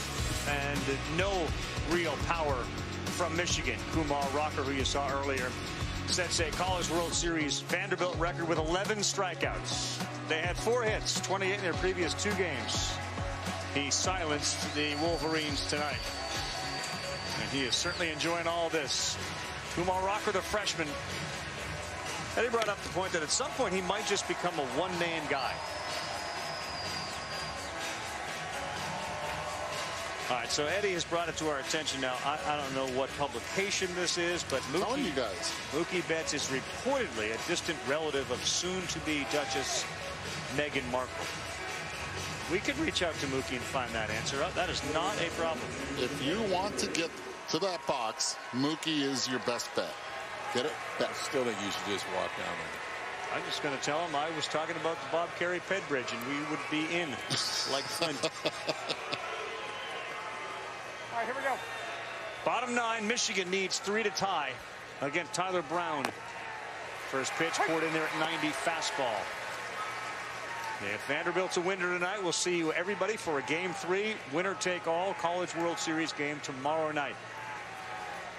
The equivalent of Game 7. You get Game 3 in college baseball. Lundgren spinning, diving stop. And the out is made. Boy, he has come up with huge plays. A web gem for Harrison Ray. We've seen it all College World Series, guys. He's come in on baseballs. He's gone to his right, and this time goes to his left.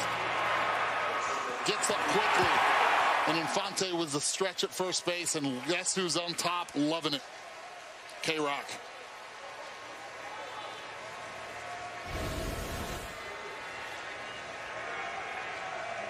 Brown, who may very well figure in the game tomorrow night, has thrown 30 pitches. He's thrown upwards of 3 innings at times this year. And he's certainly the guy that has the ability to pitch back-to-back nights.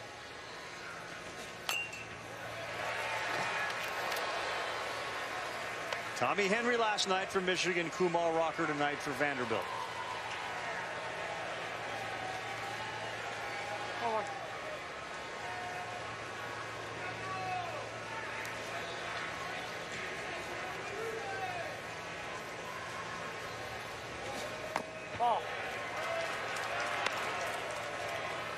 They have so much influence on the outcome of a game, those starting pitchers, and there's just not that many sports in which you generally don't come back the next day and perform, but a starting pitcher is clearly that position for a million different reasons.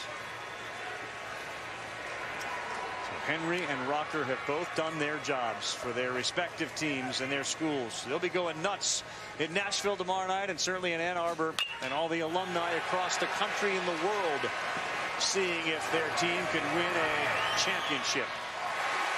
1 out away, Vanderbilt from forcing a game 3.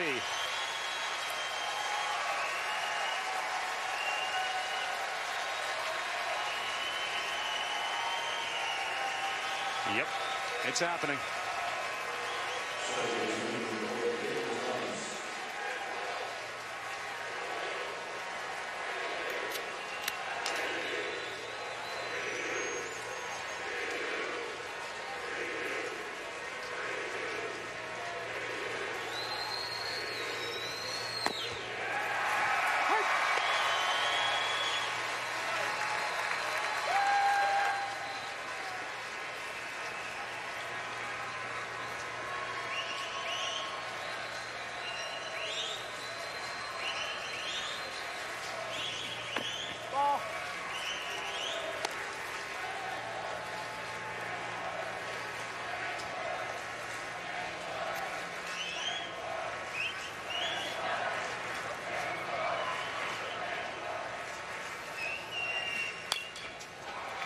To left field, there is Scott. He's charging towards the line. He won't get there. Foul ball. Get that ball.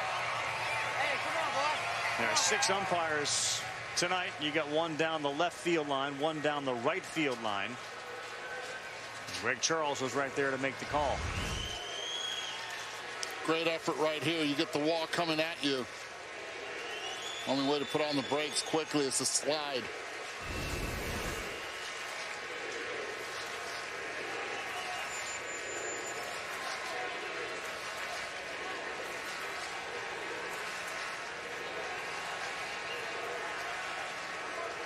Pretty good formula. Kumar Rocker, Tyler Brown. Ready to leap over that railing and celebrate a win. Not yet. 2-2.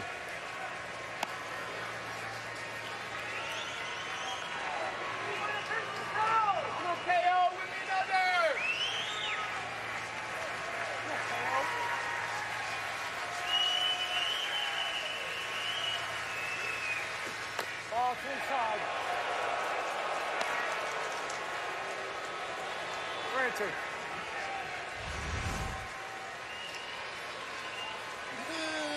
Yes. Get that leg back.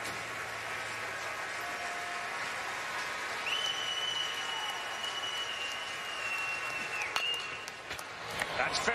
That's Martin. And that's the game. Let's have a game 3 to decide this year's College World Series champion.